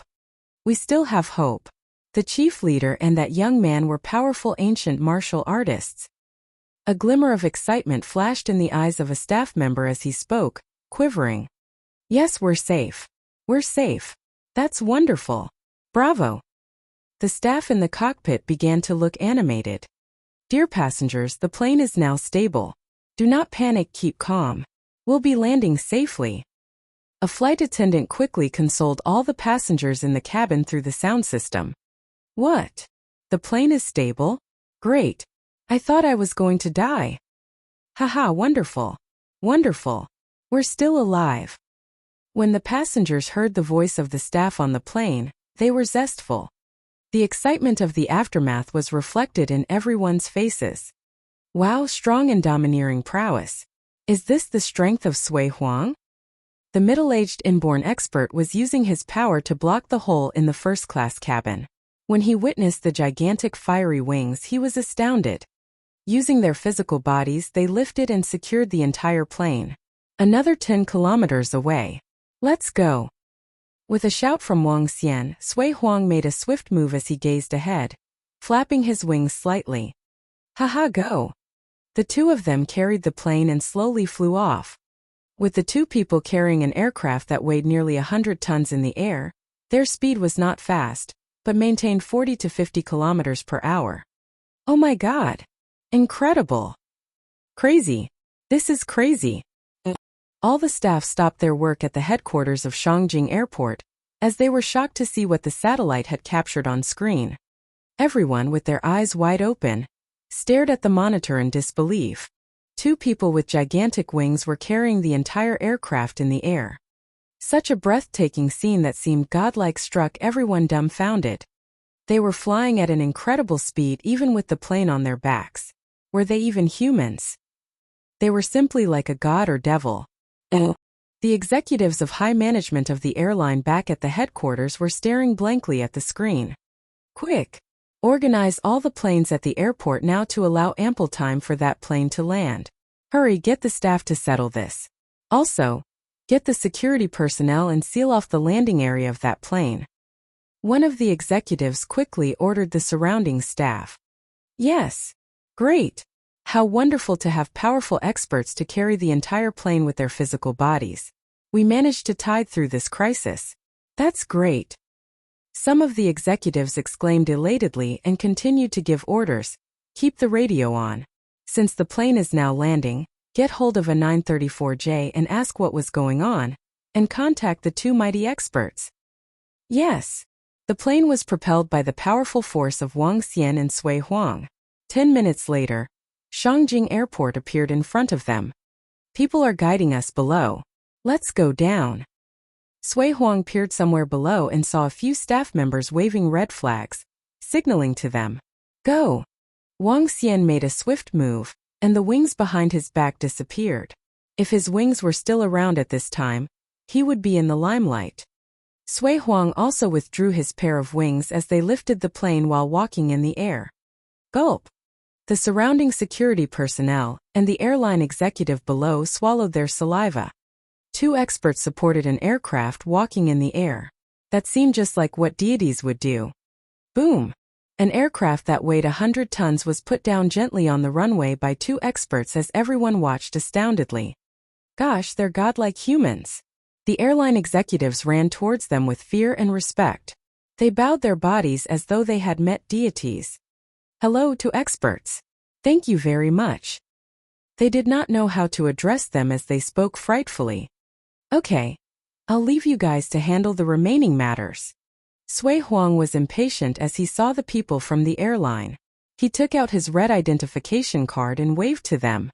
What? When they saw that card, their eyes could not help but narrow.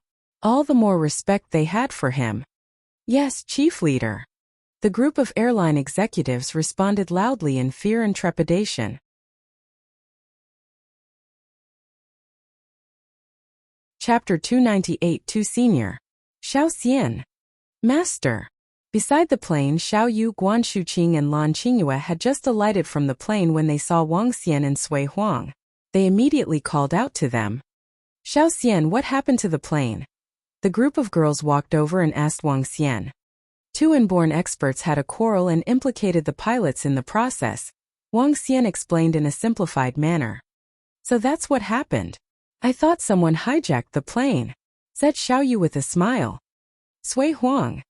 At this moment, the middle-aged man, who'd had a conflict with the other inborn experts on the plane, rushed over and greeted Sui Huang with horror. I'll investigate this matter clearly. You can go back and wait for my updates, said Sui Huang plainly. Yes, Sui Huang. The middle-aged man nodded his head respectfully before leaving. Master, why is everyone calling you by your name? Guan Shuqing walked to her master and asked inquisitively. Hehe. There's only one Sui Huang. Sui Huang chuckled proudly. Although his name was Sui Huang, his title was also Sui Huang. Most people would address him by the title. Alright, now that you are in your master's territory, have a good rest and time here. Tell me if there's anything you'd like. Haha. Sui Huang smiled and led the group to the exit. Grandpa. When they left the airport, two old men immediately walked over and greeted Sui Huang deferentially. Yeah. Sui Huang revealed a faint smile. He looked at the few black luxury cars ahead before turning to Wang Xian and asking Brother Wang Xian, are you guys going with me, or? Wang Xian pondered for a moment before answering Sui Huang. We would like to walk around the streets of Shangjing first. We will go to your place in the afternoon tomorrow. All right. Sui Huang nodded his head, turned to Guan Shuqing and said, Disciple, if you encounter any problems in Shangjing, just give me a call. Enjoy yourself. All right, Master. Thank you, Master. Guan Shuqing smiled and nodded her head. He. Sui Huang responded with a smile, after which, he looked to the two old men by the side and instructed, leave a car behind for them. Let's get back. Yes, Grandpa. The two old men nodded their heads immediately, after which they looked to Guan Shuqing and said, Marshal Senior Aunt, feel free to instruct us if you have any needs in Shangjing. Art. When Guan Shuqing heard how the two old men addressed her, she was instantly stunned. The two old men were at least 70 years old. Although they had taken great care of their looks, one could still see signs of aging. And now they were addressing her as Marshal Senior Aunt. This instantly shocked Guan Shuqing. Haha, my dear disciple. Based on seniority, these two kids should indeed address you as Marshal Senior Aunt. It will be fine once you get used to it. I'll give you a good introduction tomorrow. Sui Huang laughed loudly and remarked after seeing Guan Shuqing's reactions. All right, Master. Guan Shuqing smiled bitterly and forced a smile at the two old men. Brother Wang Xian, we will leave that car for you. I'll be getting back now for the preparations, commented Sui Huang heartily. All right, old Sui. Go and handle your matters. I'll walk around the streets with them. Wang Xian smiled and nodded his head. Goodbye, Marshal Senior Aunt, the two old men said deferentially to Guan Shuqing once again. Goodbye. Guan Shuqing replied quickly. As Sui Huang and the two old men left, Wang Xian was speechless. He turned to Guan Shuqing and asked Shuqing, how old is Sui Huang, that old fogey? His grandsons are already so old. That's my master. How can you call him an old fogey? Guan Shuqing rolled her eyes at Wang Xian before replying, I've asked my master previously. He told me he has lived for more than 2 jiazi. Oh my god. It's no surprise then. He's still so powerful after 2 jiazi. He should be able to live for another few dozens of years. Wang Xian was shocked. 1 jiazi was equivalent to 60 years. 2 jiazi would mean that Sui Huang was over 120 years old. It's no surprise that the two 70-plus-year-old men were calling him Grandpa. Incredible. Wang Xian joked. If he could live for another few dozens of years, he would really be a living Buddha. It seems like there won't be people with higher seniority than you and the Sui family in the future. I don't want to have such high seniority. A couple 70, 80-plus old men just addressed me as their Marshal Senior Aunt. Guan Shuqing looked devastated to be called Marshal Senior Aunt by 70, 80-plus-year-old men. If that was the case, those of similar age as her would be calling her great martial nanny. At the thought of this, Guan Shuqing felt her world was spinning. Sometimes, having too high seniority would be extremely embarrassing. Hey Shuqing, I think that's pretty cool. Just imagine a group of old men behind you and having to greet you with respect. Lan Qingyue chuckled as she commented. Yeah, sister-in-law. I heard from my master that families with deeper history typically have lots of rules. Considering your seniority, those middle-aged and younger generations might have to kneel down before you. Ha ha ha. It feels incredible just thinking about it. Xiaoyu was visualizing the scene in her mind as she laughed out loud. Forget it. That's not what I want. If you guys like it, you can take my place. Guan Shuqing rolled her eyes at the two girls who were deriving joy from her misery. Haha. Let's go. Let's see where the interesting places in Shangjing are. For lunch, let's go get the roasted duck. Wang Xian was laughing at the girls' conversation but interrupted at this moment. Let's go. Xiaoyu and the group walked towards the car excitedly. It was an extended Bentley with 6 seats, a rather luxurious car. They weren't surprised that a sacred clan could easily come out with cars like this. Mo Qinglong drove the car and brought the group to famous places in Shangjing. Shangjing was known for their roasted ducks. Therefore, they naturally would like to taste it since they were here. At noon, the group toured the Imperial Palace. The group was still full of energy and enthusiasm at night despite having played the whole day. All of them were martial artists. They wouldn't be tired even if they had been touring the whole day. What would you like to have for dinner? Should we eat in the hotel or head out? The Bentley drove on the streets of Shangjing. Wang Xian smiled and asked the few girls around him. As he spoke, he started observing Guan Shuqing and Lan Qingyue from top to bottom. Oh Lan Qingyue, I haven't gotten my hands on you. Today will be a good opportunity. We aren't going back to the hotel yet. We have to go to the night market in Shangjing. After visiting the night market, we still have to go to the famous Wang Fu shopping street. Haha, I'm going to go on a frenzy of a shopping spree. Xiaoyu, Lan Qingyue, Guan Shuqing and Elder Fong were thrilled and spoke loudly. We have been shopping for the entire day. Aren't you guys tired? Wang Xian felt a little speechless at their responses. Fatigue is non-existent. We should be enjoying ourselves fully since we are in Shangjing. Xiao Xian, don't think of lazing around. We still need you to carry our bags. Lan Qingyue and Guan Shuqing looked at Wang Xian and gave their orders directly. Wang Xian was speechless. It seemed like he wouldn't be getting his way again tonight.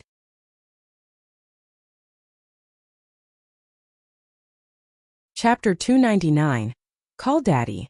1 Haha, this is nice. Shuqing, try this. This is not bad. Sister-in-law, this is not bad either. Master, have a try. Shangjing, the richest city with the most robust foundation in the country, had the most lively nightlife. Wang Xian was left without a choice except watching the 4 of them buying snacks from various stalls non-stop. They looked happy as they chatted. Yet, they drew attention from countless people along the way. For beauties who were the top-notch existences. Xiaoyu, Lan Qingyue, Guan Shuqing, and Elder Fong were all martial artists with perfect figures. The 4 of them were rather tall, and they gave off a unique vibe. Even in Shangjing, a city never short of pretty babes, the 4 of them could easily overtake any one of them when they walked in a row. Let's go shopping. When the 4 of them arrived at a renowned shopping center in Shangjing, they went in with excitement. Shopping and taking care of their own looks were women's innate tendencies. Even the female inborn experts would not lose this born ability. Finally, they unleashed their born ability by exhibiting an endless amount of energy in shopping. Clothes, accessories, bags, one after another.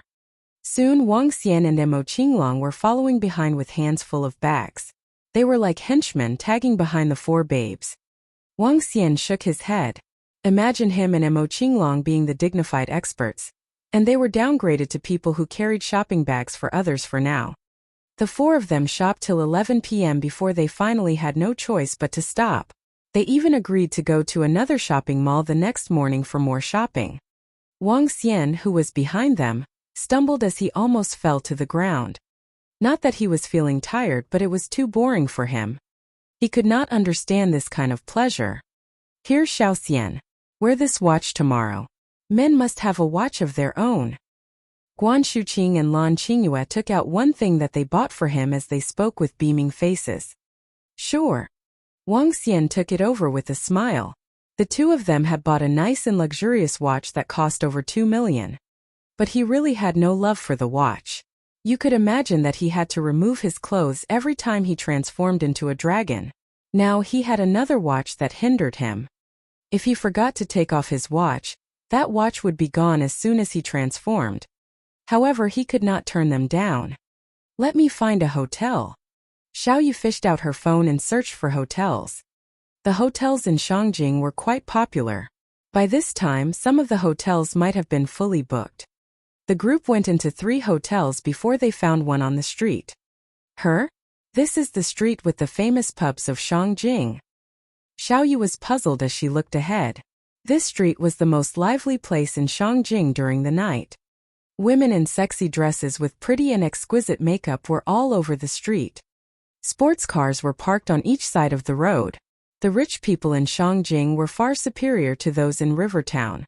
Not even 10 river towns could compare with one Shangjing city. Let's go back to our room and sleep. Xiaoyu swept a glance around and headed to the hotel ahead without much interest. It was a 5-star hotel which was also rather well known. Wang Xian and the gang walked in. As they neared the entrance, Xiaoyu suddenly came to a halt. She looked at the person who stepped out of the sports car with astonishment. What's wrong, Xiaoyu? Asked Wang Xian in surprise. She's Ling Yi. Ling Yi. A reply that sounded surprised. Wang Xian was slightly stunned as he turned his attention over and saw a pretty girl. She was surrounded by another 3 young men and babes as they walked into the hotel. She's really Ling Yi. I love her song Flying. It's motivating. Guan Shuqing and the girls spoke with amazement after they saw her. You shouldn't be too surprised if you see some actors and singers. After all, the best art academy is situated here. Wang Xian smiled. I love her songs. Xiaoyu smiled as she looked at the pretty girl. Wang Xian chuckled as he nodded. Are you going on a star hunt? Let's go. We better get back to our room and sleep. It's late. Fine. Xiaoyu nodded, but she could not stop looking at that pretty girl with curiosity. That singer Ling Yi also overheard Xiaoyu's conversation. She exhibited a faint smile as she spoke while leaning on a young man affectionately. 2 presidential suites. Mo Qinglong came to the reception and spoke to the front desk staff. I'm sorry, sir. We're only left with 1 presidential suite. Just one? Then just nice. The girls can take the room. Both of you can stay in standard rooms. Xiaoyu chuckled as she spoke to Wang Xian. Actually I think I can squeeze in. Wang Xian said with a slight contemplation. Fat chance. Lan Qingyue and Guan Shuqing blushed as they spoke to him. 1 presidential suite and 2 suites. Mo Qinglong told the front desk staff. Sure, sir. That will be a total of $130,000. The staff said with a smile. Mo Qinglong handed his card over immediately. No more presidential suite. Just then a young man's voice was heard. Sorry, sir. The last one has just been booked, the receptionist said with a smile. Oh really?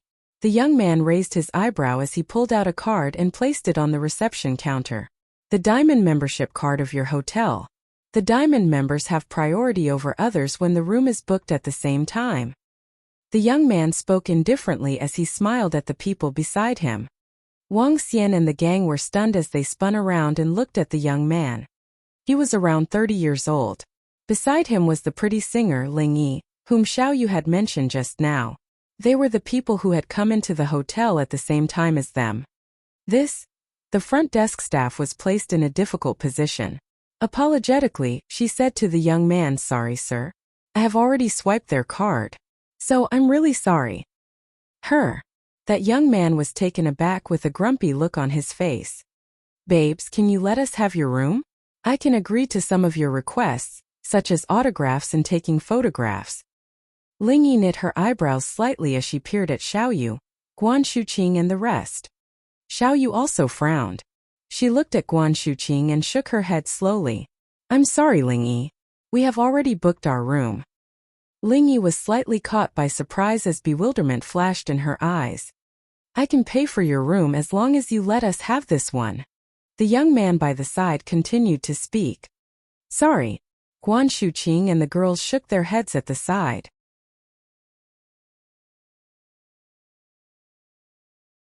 Chapter 300. Call Daddy. 2. As Xiaoyu, Guan Shuqing and the group rejected them, Ling Yi and the young man beside her instantly showed their displeasure. Hi, beautiful ladies, can you do your idol a favor? Ling Yi frowned and asked this to Xiaoyu, Guan Shuqing and the group. Huh.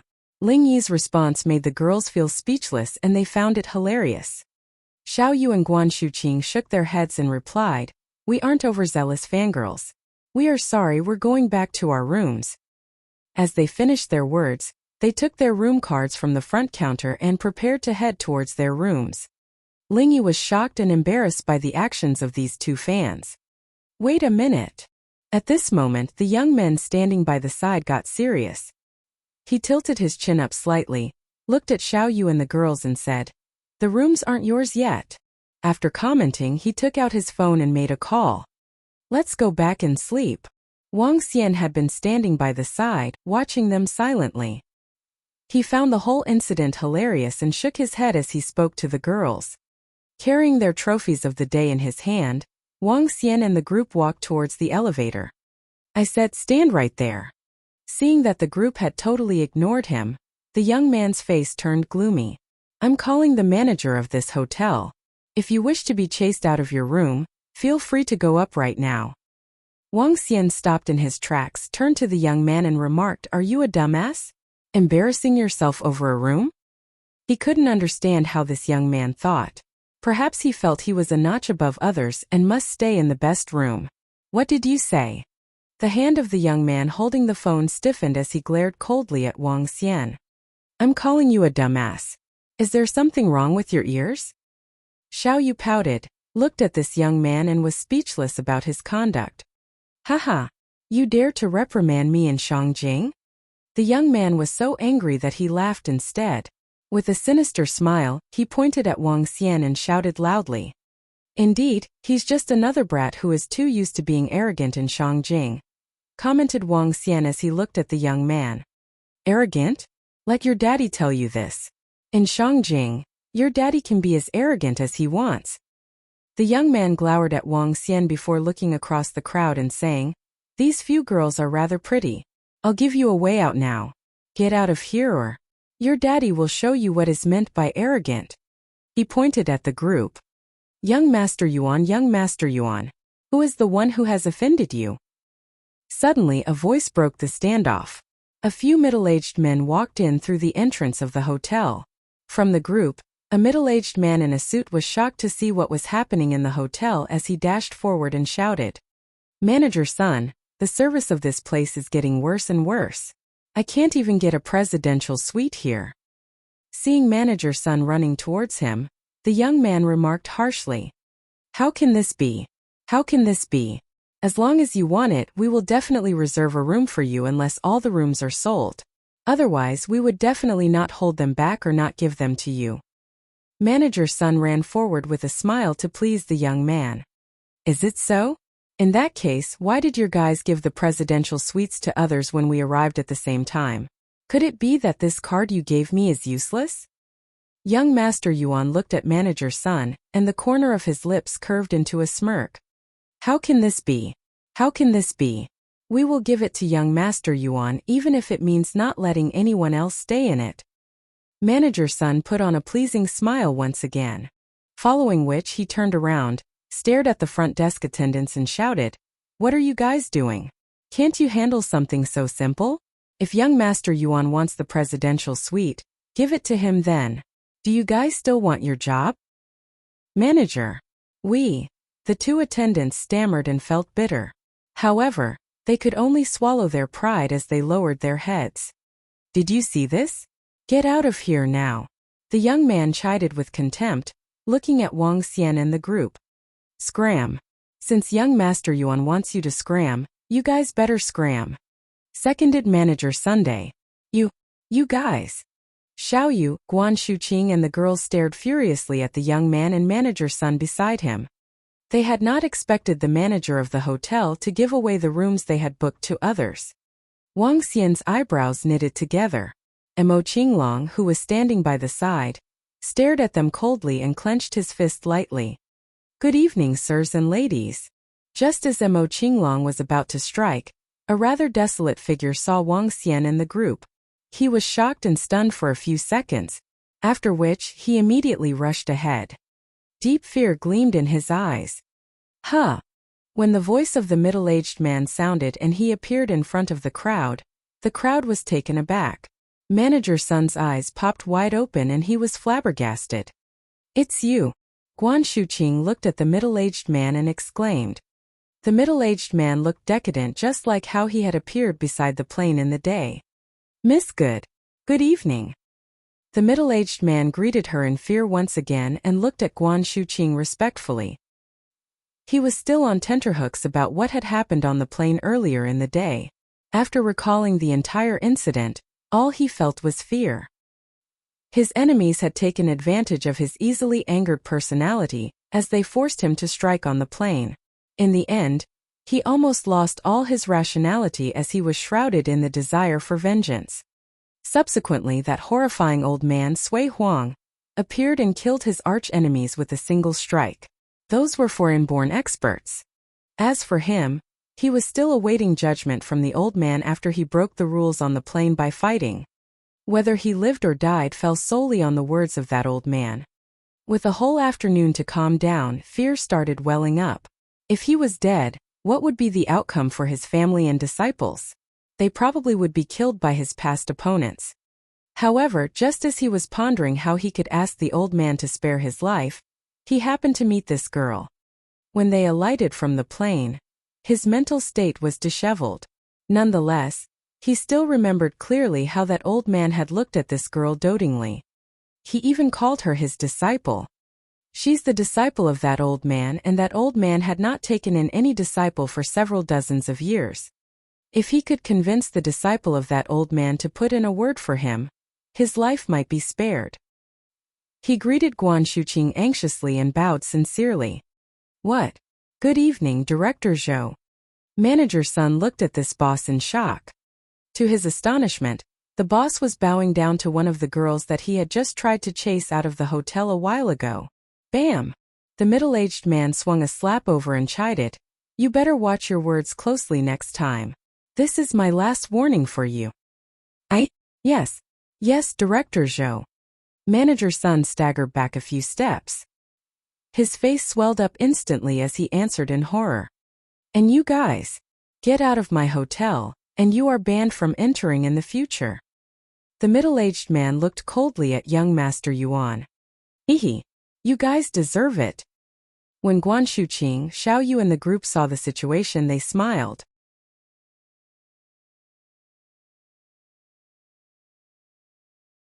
Chapter 301. Call Daddy. 3. Zhou Qingkong, are you sure you want me to scram? The middle-aged man slapped cold words on that young man, embarrassing him instantly. The young man looked malevolent as he glared at Zhou Qingkong. Her.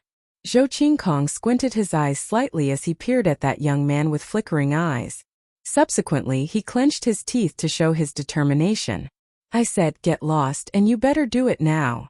Fuck you, Zhou Qingkong. Do you think I'm scared of you just because you're an inborn expert? Feng family didn't annihilate you, so you want Yuan family to do it?" The young man burst into outrage as soon as he heard Zhou Qingkong. He pointed at him and chided with an extremely arrogant attitude. Even though he knew Zhou Qingkong was an inborn expert, he did not show the slightest fear. Obviously, his backing was somewhat powerful. I want you to get out now. You jolly well should do so. Annihilate me? Stop bragging, lad." Zhou Qingkong spoke to the young man with a sullen face. He knew which side he should be on by now. "Fine you." The young man was morose and his face was flushed with redness. He pointed at Zhou Qingkong with constantly changing expressions. "Zhou Qingkong, you better watch out. If I don't destroy your hotel today, I, Yuan Fei, will tarnish my own reputation in Shangjing." Didn't you hear me asking you to get out? Zhou Qingkong gradually turned gloomy when he saw Yuan Fei's behavior, encompassing him with a tyrannical oppression. 5 minutes. Just you wait. Yuan Fei felt the magnitude of Zhou Qingkong's imposing demeanor. His face paled, he gritted his teeth and spoke ferociously. Then, he turned to Wang Xian and his gang with icy cold eyes. And you guys too. Just you wait. I'll show you what it takes to provoke me. Let's go. He then turned and spoke to Ling Yi and the other 2 people next to him while he dug out his phone exasperatedly. Humph. Zhou Qingkong was slightly embarrassed. He took a deep breath and turned to look at Guan Shuqing again. Miss, it's my honor that you stay in our hotel. I hope you have a pleasant rest today. Thank you, Director Zhou. Guan Shuqing was delighted on her face, as she expressed her gratitude when Director Zhou went all out to offend the young man in their defense. You're welcome. Miss, which room are you staying in? I'll show you the way. Director Zhou said quickly. It's okay. We can go over ourselves. Guan Shuqing shook her head. It's nothing. It's my pleasure to serve you. Director Zhou shook his head in a hurry as he led them ahead. Manager Sun behind him was a little dumbfounded as he stared at his boss with doubts on his face.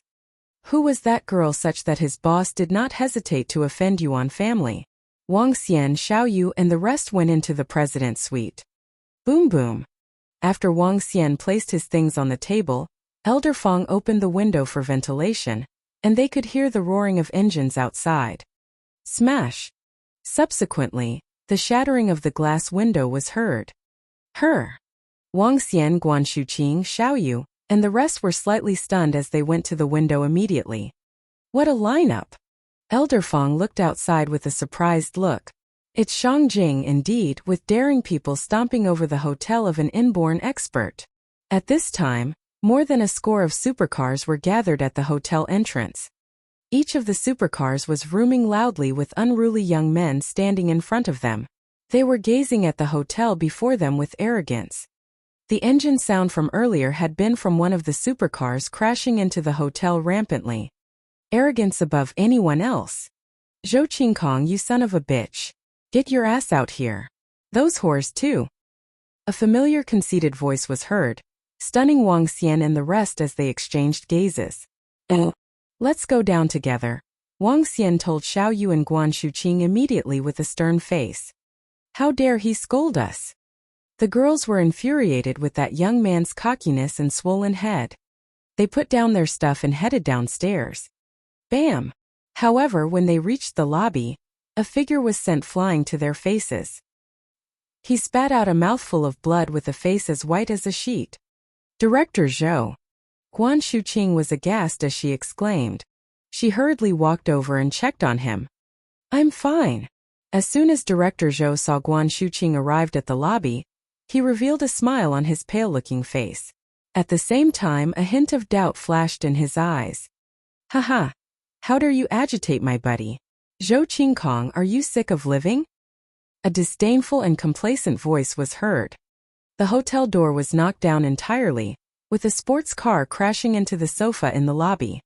Yuan Fei stood beside it, and he did not feel sorry for the luxurious car that had crashed. With his chin lifted up, he stared at Zhou Qingkong disdainfully. When he noticed Wang Xian and his gang were walking out, his face turned cold with a taunting look. All the luxury sports cars had already blocked the entrance of the hotel. More than a score of cars were parked at the entrance. A young man was sitting in a limited edition sports car at the center, and he had crossed his legs with a smile as he remarked just now. Beside that young man stood a domineering middle-aged man. Obviously, he was the one who had struck just now. Apart from that middle-aged man, in every sports car sat a young man with taunting looks. They wore branded goods, drove branded cars, the typical rich second generation who had strong backings. Other than this group of affluent young men, several middle-aged men and elders were around with several inborn experts amongst them. Such a force was daunting. You guys came out. Haha. I'll make sure you kneel over here for the entire night. Yuan Fei took a look at Wang Xian and the gang with a stone-cold face. He was so conceited that, in his eyes, he had high regard for no one. He's quite something. No wonder he was such a rich idiot in Shangjing. They really must have some backings if nobody dares to go against them. Wang Xian observed Yuan Fei and turned his attention to the rest of the young men and 2 inborn experts at the door. Finally, he fixed his eyes on the young man at the center who had spoken just now. His last name is Sui? Is he from Sui Huang's family? Upon recalling what that young man had said, he whispered to Xiao Yu Lan Qingyue and Guan Shuqing next to him. All of them froze for a moment. If that's the case, it'd be interesting. Xiao Yu exhibited a teasing look as he looked at the young man in the sports car at the center position. With a smile he said, "Hey lad in the middle. Your nanny is here. If you're not paying your respects, then what are you waiting for?" Boom! Xiao Yu's words struck all the young men in the sports car dumbfoundedly almost immediately. How dare a lass speak to Sui Ao in such a manner? Tired of living? The young man in the middle was slightly stunned as he looked at Xiao Yu Lan Qingyue, Guan Shuqing and Elder Fang. With a smirk drawn at the corner of his lips, he sneered. "Tell me, what do you think of asking them to crawl over to lick my shoes and call me daddy?"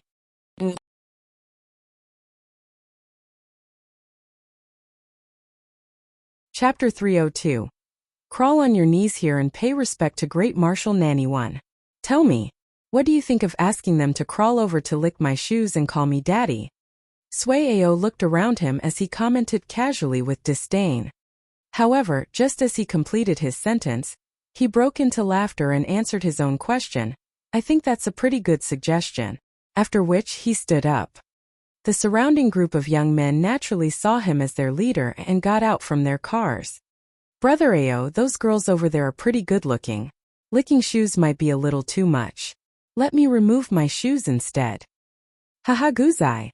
Are you trying to stink them to death with your size 45 feet? I can't imagine the stench of his feet after he removes his shoes.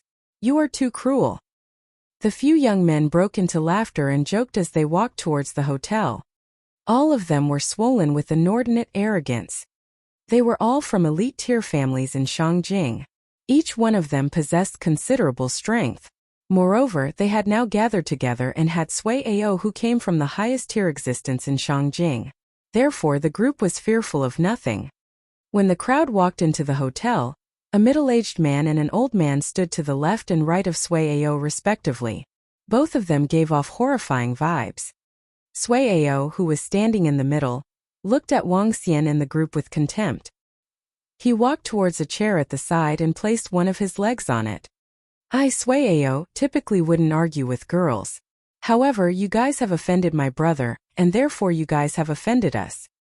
Sui Ao squinted his eyes and shouted, "Come here and kneel down. Come and kneel down immediately. Otherwise, we will toy with you till you die." Yuan Fei stared at Wang Xian and the group and chided before walking to the side of Sui Ao. "Hehe. You guys are so incredible." Wang Xian looked at the group of 20 to 30 young men coldly. "Who are those people? Why are they so noisy? Yeah, why are they still kicking up a fuss in the middle of the night and disrupting our rest?" At this moment, some guests arrived at the lobby of the hotel. Clearly, the commotion caused when the car crashed directly into the hotel had alarmed many people. 7 to 8 middle-aged men were in their pajamas. They had tattoos on their hands with fat drooping down their face. But they looked extremely fierce. They bemoaned unhappily. However, when they saw the group of young men in the lobby, they were taken aback. Their gaze fell on some of them as their pupils constricted. "Young Master Zhan, Young Master Feng, Young Master Li." The few of them immediately went over to the group of young men to greet them. However, the group of young men wasn't paying attention to them. Their eyes were still fixed on Wang Xian's group. "SK, you guys must be eager to die to offend young Master Zhan and his friends." A middle-aged man chided Wang Xian and the group to get on the good books of young Master Zhan. Scram! Mo Qinglong looked at the group of middle-aged men and shouted. Horrifying aura and killing intent swept towards them. "You are." Plop! The group of middle-aged men couldn't withstand Mo Qinglong's aura fully as they were knocked unconscious and fell to the ground. After which, Mo Qinglong turned to Sui Ao and the group. Contempt and disdain were written all over his face as he said, Can you afford the consequences for making us kneel before you? Inborn expert? It's no surprise that you guys are acting so presumptuously. Suiao squinted his eyes and stared coldly at Mo Qinglong as he continued. From your accent, I believe you must have come from somewhere other than Shangjing. Haven't you heard of the saying, in Shangjing, even inborn experts have to keep a low profile. Otherwise, the middle-aged and old men beside him stepped forward at this moment. The aura of inborn experts immediately shrouded towards Mo Qinglong as they continued the sentence for Suiao. Otherwise, you will die too. Haha. I wonder who gives you the guts to be arrogant in our territory. Right now I'll give you 5 seconds to get here and kneel before us. Otherwise, you guys can forget about leaving Shangjing. Not even an inborn expert could escape. Yuan Fei's haughty voice sounded once again. Don't be so imperious. When Guan Shuqing saw the arrogant looks of Suiao, she was infuriated and continued. You are Suiao? This has nothing to do with you. Stay out of this and don't be arrogant. Otherwise, I'll let my master know. Haha. Imperious? Suiao burst into laughter. A few foreigners dare to offend my brother. It's only natural that I'll be involved now. Let your master know? Even if your master was here, he would have to kneel before me like you guys. All of you here have to kneel before me today until the sun rises. Otherwise, I'll strip you guys and throw you on the street. You girls are pretty good looking. I believe there would be lots of people interested. Hehe. Brother Ao. These girls are really beautiful. Haha. They are pretty good. However, I still prefer to see the horrified looks of beautiful girls. What a pervert you are. As Suiao completed his words, the group of young men around him joked and conversed casually. This group of young men wasn't concerned about the strength that Mo Qinglong had demonstrated, or Wang Xian in the group. You, great. I'll convey what you said to my master. Guan Shuqing was referring to Sui Huang when she talked about her master. She had asked Suiao to stay out of this, but he started insulting them instead. This infuriated her and made her pull out her phone right away. Io. She's really calling her parents now. Haha, this is interesting. When Yuan Fei saw Guan Shuqing take out her phone, he looked at her with ridicule and mocked loudly. I'll let you call anyone you wish. In Shangjing, there's really no one we are afraid of. Get your master here. I'll let him kneel down in front of me too, said Suiao disdainfully. Hearing what Suiao and his friends had said, a cold light flashed in her eyes. Hello, master. Someone is bullying me. Guan Shuqing's voice sounded. When she called through the phone to Sui Huang, she immediately spoke bitterly. Huh, there are people who dare to bully you when brother Wang Xian is with you? Where are you? I'll send my guys over. In a Sihiyuan in Shangjing, Sui Huang sat with his legs crossed, cultivating. When he heard his disciple, he was taken aback initially. His name is Suiao. He brought many people with him and they surrounded us. After which, he demanded that we kneel before him and even wanted to strip us and throw us to the streets. I told him that I'd be informing you, and he said he would make Master kneel in front of him if Master was here. Guan Shuqing snitched to Sui Huang as she repeated everything Suiao had said previously. Haha, you really called your master? In that case, tell him to get right here, kneel before us and apologize. Suiao heard what Guan Shuqing said over the phone and responded loudly with disdain.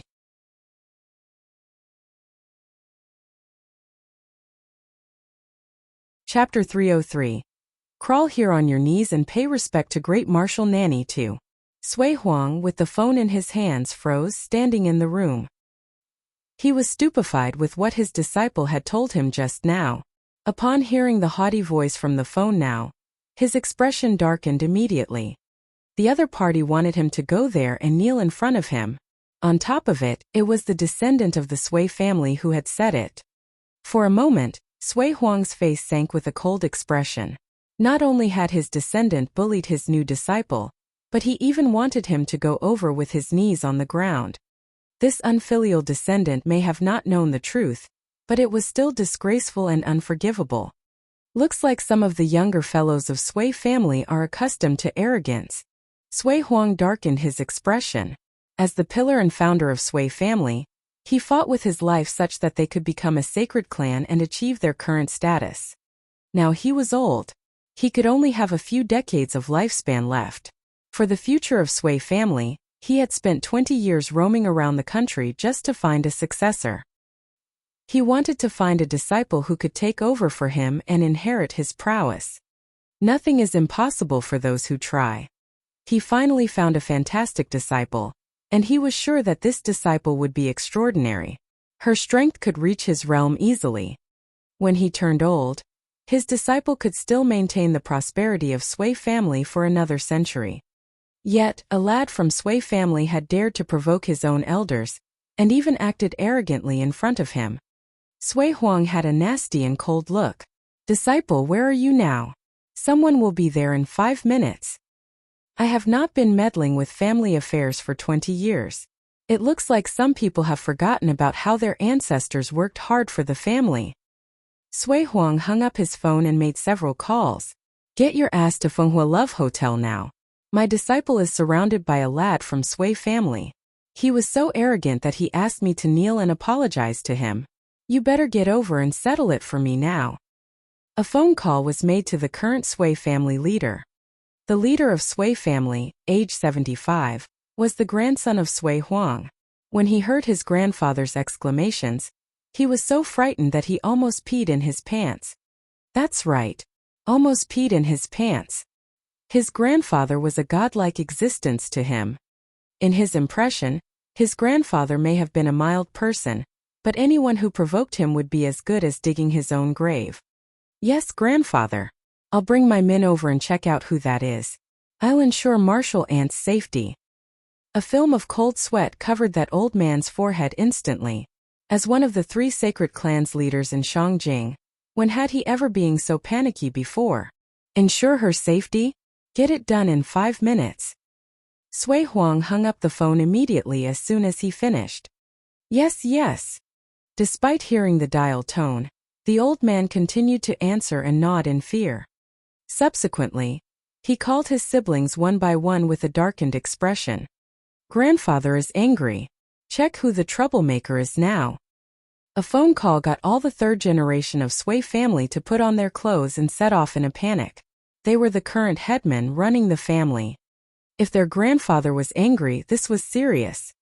All the cars, one by one, drove out from Sihiyuan at late hours.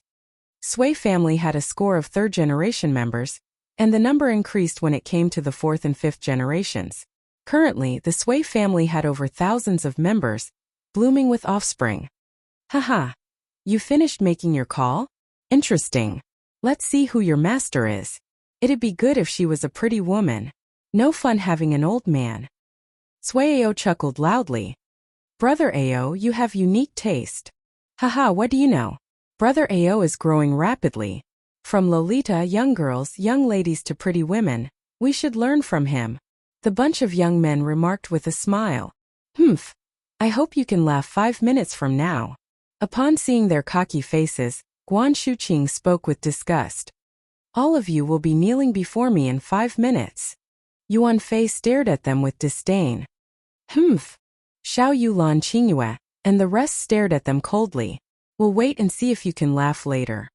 The bunch of young men smiled and commented on Xiao Yu and the rest, looking at them from head to toe. Wang Xian and his gang kept quiet. "Your 5 minutes are up. It looks like your master is late. In this case, why don't you guys just kneel down now? I don't have the time for you." Sui Ao looked at his watch after 5 minutes and commanded them with contempt. "Her."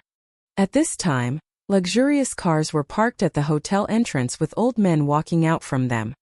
"Brother! Brother! Clan leader!" All the elderly people looked over and greeted the old man who was dressed as a clan leader with 2 golden words, "Shang Sui" on his clothes. "Let's go." The old man swept a glance at the rest before he frowned at the sports cars in front of the hotel. A cold smile surfaced on his face. As soon as he was at the door, he heard the arrogant voice. The clan leader immediately pulled a long face and walked in. Those elders behind him were also looking stern. This incident not only enraged the clan leader, but it also incensed their grandfather. That man was the fundamental reason for Sui family to be standing firm. Do we need to kneel before you too? A voice resounded in the hotel lobby, stunning the group of young men.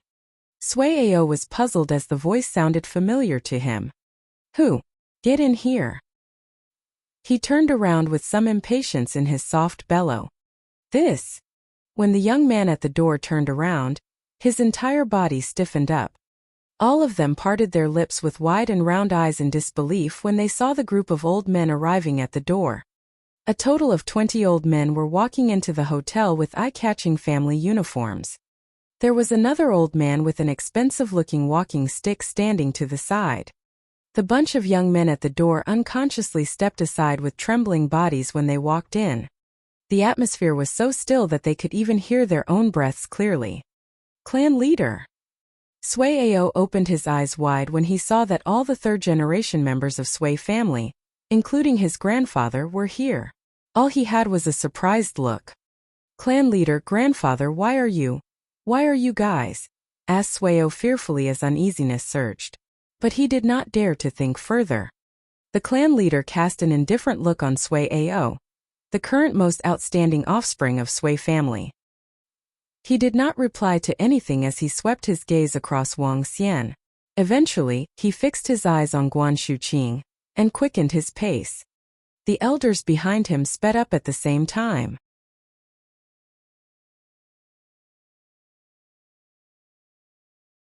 Chapter 304. Crawl on your knees over and pay respect to Great Marshal Nanny 3. An old man with a walking stick walked at the back of the pack. When he walked to Sui Ao, his body shivered a little as he glowered at him. Grandpa, what happened? Asked Sui Ao cautiously. At this moment, the experts of the Sui family of his grandpa appeared with him. What happened? The old man growled while trying to keep his anger in check. To the astonishment of the crowd, he waved his walking stick ruthlessly toward Sui Ao's legs. Bam!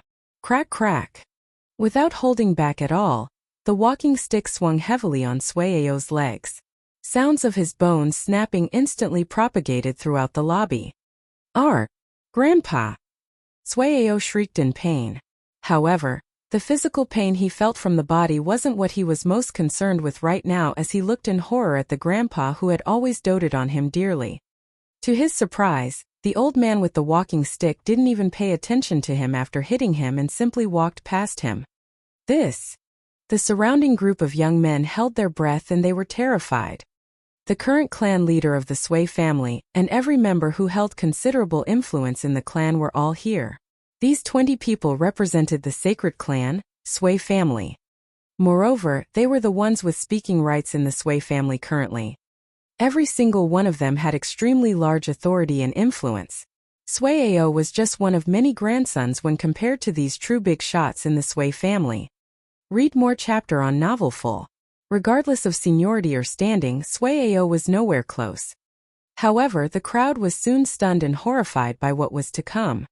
The clan leader of Sui family and the third generation of Sui family walked towards the girl that made the call directly and lowered their heads respectfully. Greetings, Marshal Senior Aunt. Greetings, Marshal Senior Aunt. Oh, Marshal Senior Aunt. The clan leader of the Sui family and the third generation of the Sui family are addressing that girl as their Marshal Senior Aunt. Oh gosh, this. The clan leader and a member of the upper management of Sui family are calling that girl their Marshal Senior Aunt. What's her real identity? The surrounding group of young men looked on in horror and disbelief. When Sui Ao saw his grandpa and the clan leader lowering their heads in front of the girl, his body couldn't help but shiver in fear. Marshal Senior Aunt. Marshal Senior Aunt. Marshal Senior Aunt. He was in a daze as he mumbled. Slowly, fear and horror gripped him. If that girl was the Marshal Senior Aunt of his grandpa, wouldn't that make her the disciple that his great-great-grandfather was taking in? Oh gosh. His great-great-grandfather was an immortal-like existence in Sui family and the true soul pillar of the Sui family. That phone call from before. At the thought of this, his body started shivering violently. He didn't dare to think about the consequences. It's over, it's over. At this point, Guan Shuqing was once again embarrassed by the group of old people addressing her as their martial senior aunt. The age differences between them were too huge. That guy, get up now. You don't have to be so courteous. It's our fault that martial senior aunt had to suffer such grievances in Shangjing. The clan leader of the Sui family continued deferentially. The disciple of their grandfather was deserving of them acting deferentially towards her. The old man with the walking stick turned around, glared coldly at Sui Ao and demanded, "Crawl here on your knees and pay respect to great martial nanny." "Yes, yes." When Sui Ao heard his grandpa's voice, he immediately crawled over. His forehead was covered in cold sweat. "Great martial nanny, this is all my fault. I failed to recognize you. It's my fault. Please give me another chance." Sui Ao had completely lost his pride and arrogance as he kneeled there, apologizing constantly. The group of young men behind him was paralyzed with fear. Yuan Fei felt his whole body go numb as he lost all control of it and collapsed onto the floor, after which he quickly went on his knees. "I was wrong. I was wrong." When the group saw Yuan Fei go down on his knees, they also kneeled down in horror. Sui Ao was the leader of this group. Now that even Sui Ao had to kneel down, they could only do the same in front of the Sui family. "Tsk." Guan Shuqing sneered at Sui Ao, who was horrified and lost. "You were still so arrogant a while ago. Why are you acting like a wimp now? Martial senior aunt, Grandpa instructed us to handle this matter. We will definitely give you a satisfactory answer." Seeing that Guan Shuqing was clearly still displeased, the clan leader of Sui family spoke immediately. In that case, I leave this to you. Thank you for rushing here at this hour." Seeing the group of old men being so respectful to her, Guan Shuqing spoke gently as she would feel bad if she continued to be demanding. It's all right. Martial senior aunt, do you want to return with us to have a good rest?" The clan leader of the Sui family asked, revealing a smile. "No thank you. I'll just stay here for the night. I'll see you guys tomorrow." "All right. In that case, we shall not disturb Martial senior aunt," said the clan leader of the Sui family, after which, he looked to the group of old men that had come with him. "Grandpa is dissatisfied with the current state of Sui family. Aren't some of our disciples from Sui family getting too arrogant outside? It's time to teach them a lesson. Perhaps some of these juniors have forgotten about the sweat and tears our grandfathers and fathers shed to give us what we have today. It's time we do something." As Sui Ao heard what the few old men said, his face turned as white as a sheet. Clan disciple Sui Ao has offended his senior and broken the rules of the clan. Your identity as a core disciple of the clan will be taken away, and so will the benefits bestowed upon you. You shall now be deployed to manage the company. The clan leader of the Sui family gave his orders immediately. Upon hearing this, Sui Ao felt desolated. With all his rights as a disciple of Sui family taken away from him, he could only be an ordinary member of the Sui family and would have to work for the family. His future might end up even worse than ordinary Sui family's disciples. All the young men around him were shocked and horrified. Sui Ao was the most gifted in the current generation of the Sui family. He was also ranked 10th on the Outstanding Young Heroes chart. Yet, everything would be taken away from him as he would be shifted from the core of the family to the fringe businesses. It would likely be difficult for him to make a comeback even if he made it to the inborn realm. Or rather, without the resources provided to him by the Sui family, how could he possibly reach the inborn realm? His magnificent life could now be declared as completely finished. Guan Shuqing looked plainly at Sui Ao. After bidding goodbye to the group of old men from the Sui family, she followed Wang Xian and the group back to their rooms. The clan leader of Sui family looked at the middle-aged men standing beside their martial senior aunt. "We have investigated the matter in the day. If you do it again, our Sui family will come and annihilate you." Yes. Thank you, clan leader Sui." When Zhou Qingkong heard clan leader Sui, he was thrilled. His meager life had finally been kept. His gaze fell on the desolated Sui Ao as he couldn't help but sigh. "You must be too eager to die. As a junior in the Sui family, you stood up for others and humiliated the disciple of your great-great-grandfather. If this isn't courting your own death, what else is?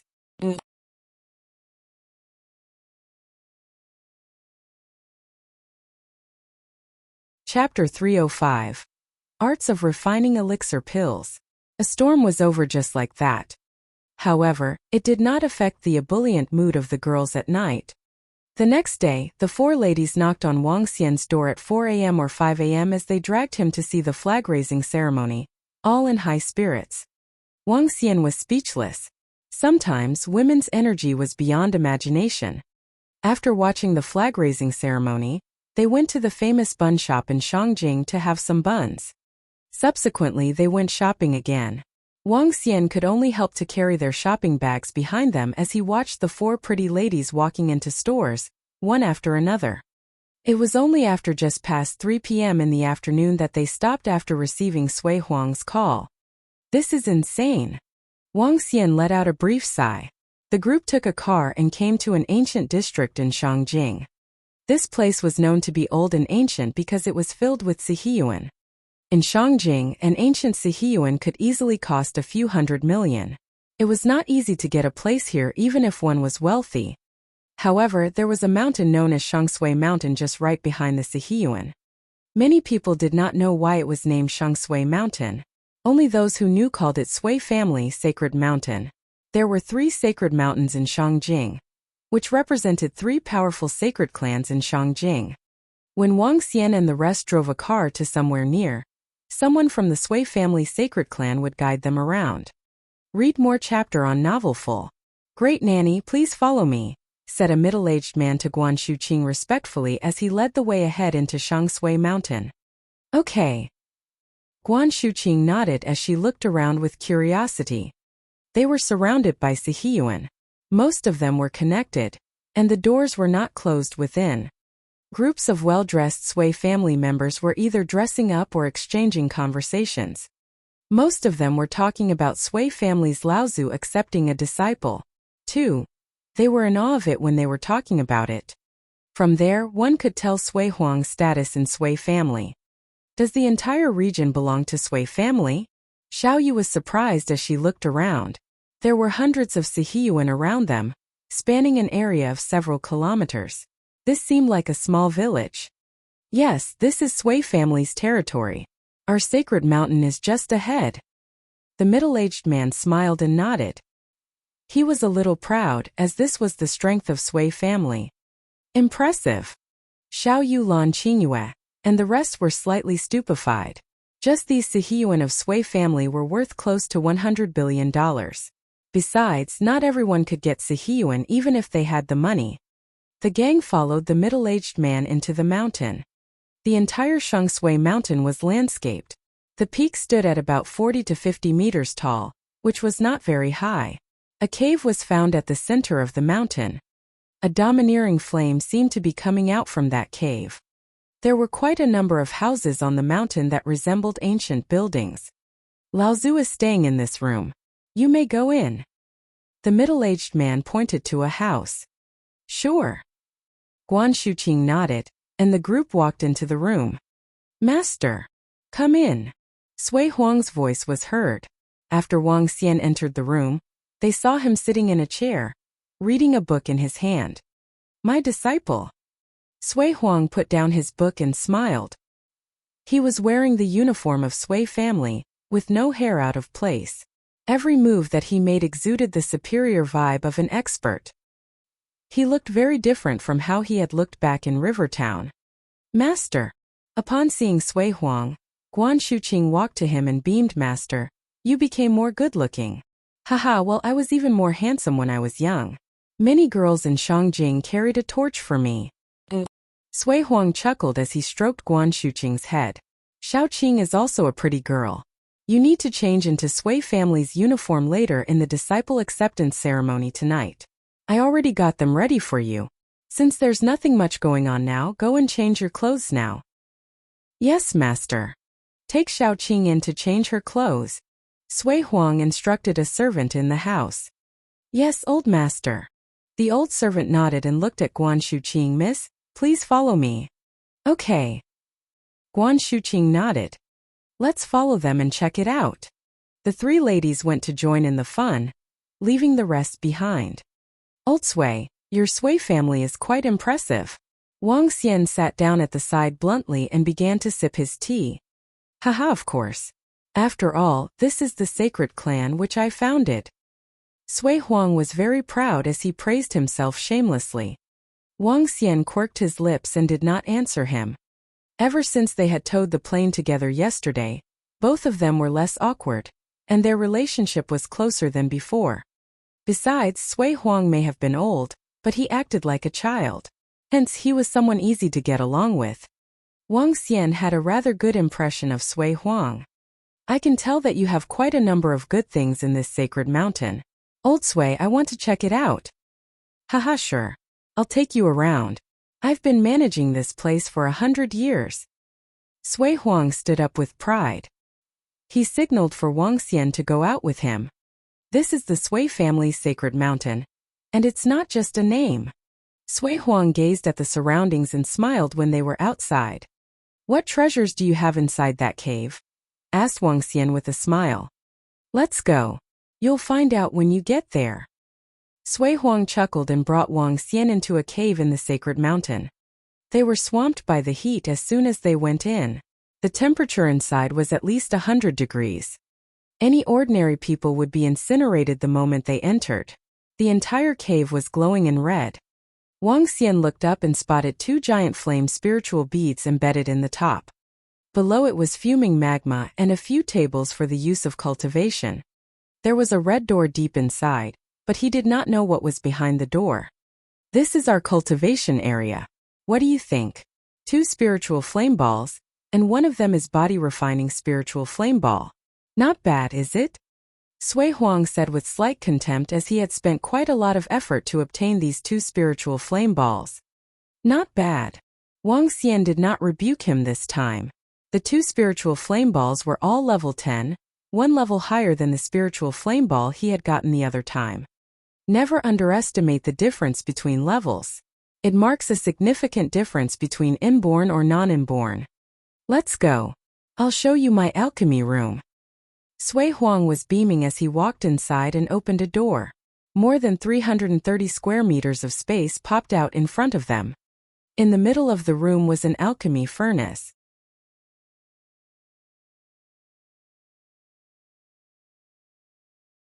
Chapter 306. Kai Lu FAD. Triangular Alchemy Furnace. Below the alchemy furnace was tumbling lava. The entire alchemy furnace was green and looked like it was from a long time ago. Despite being within a cave of a scorching hot volcano, Wang Xian didn't feel the heat at all.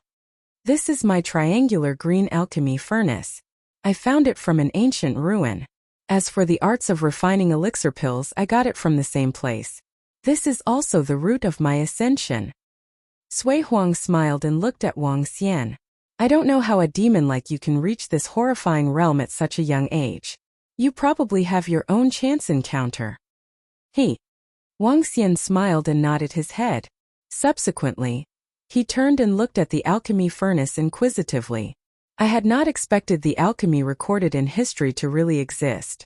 I wonder if I could concoct elixir pills that grant a person eternal life.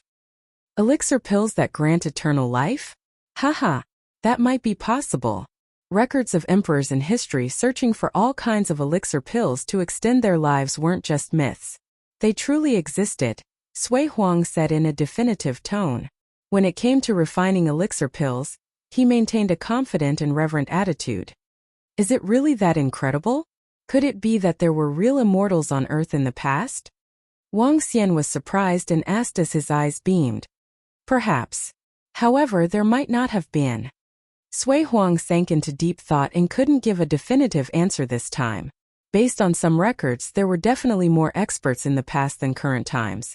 As for the existence of immortals recorded in mythology, I can't be sure.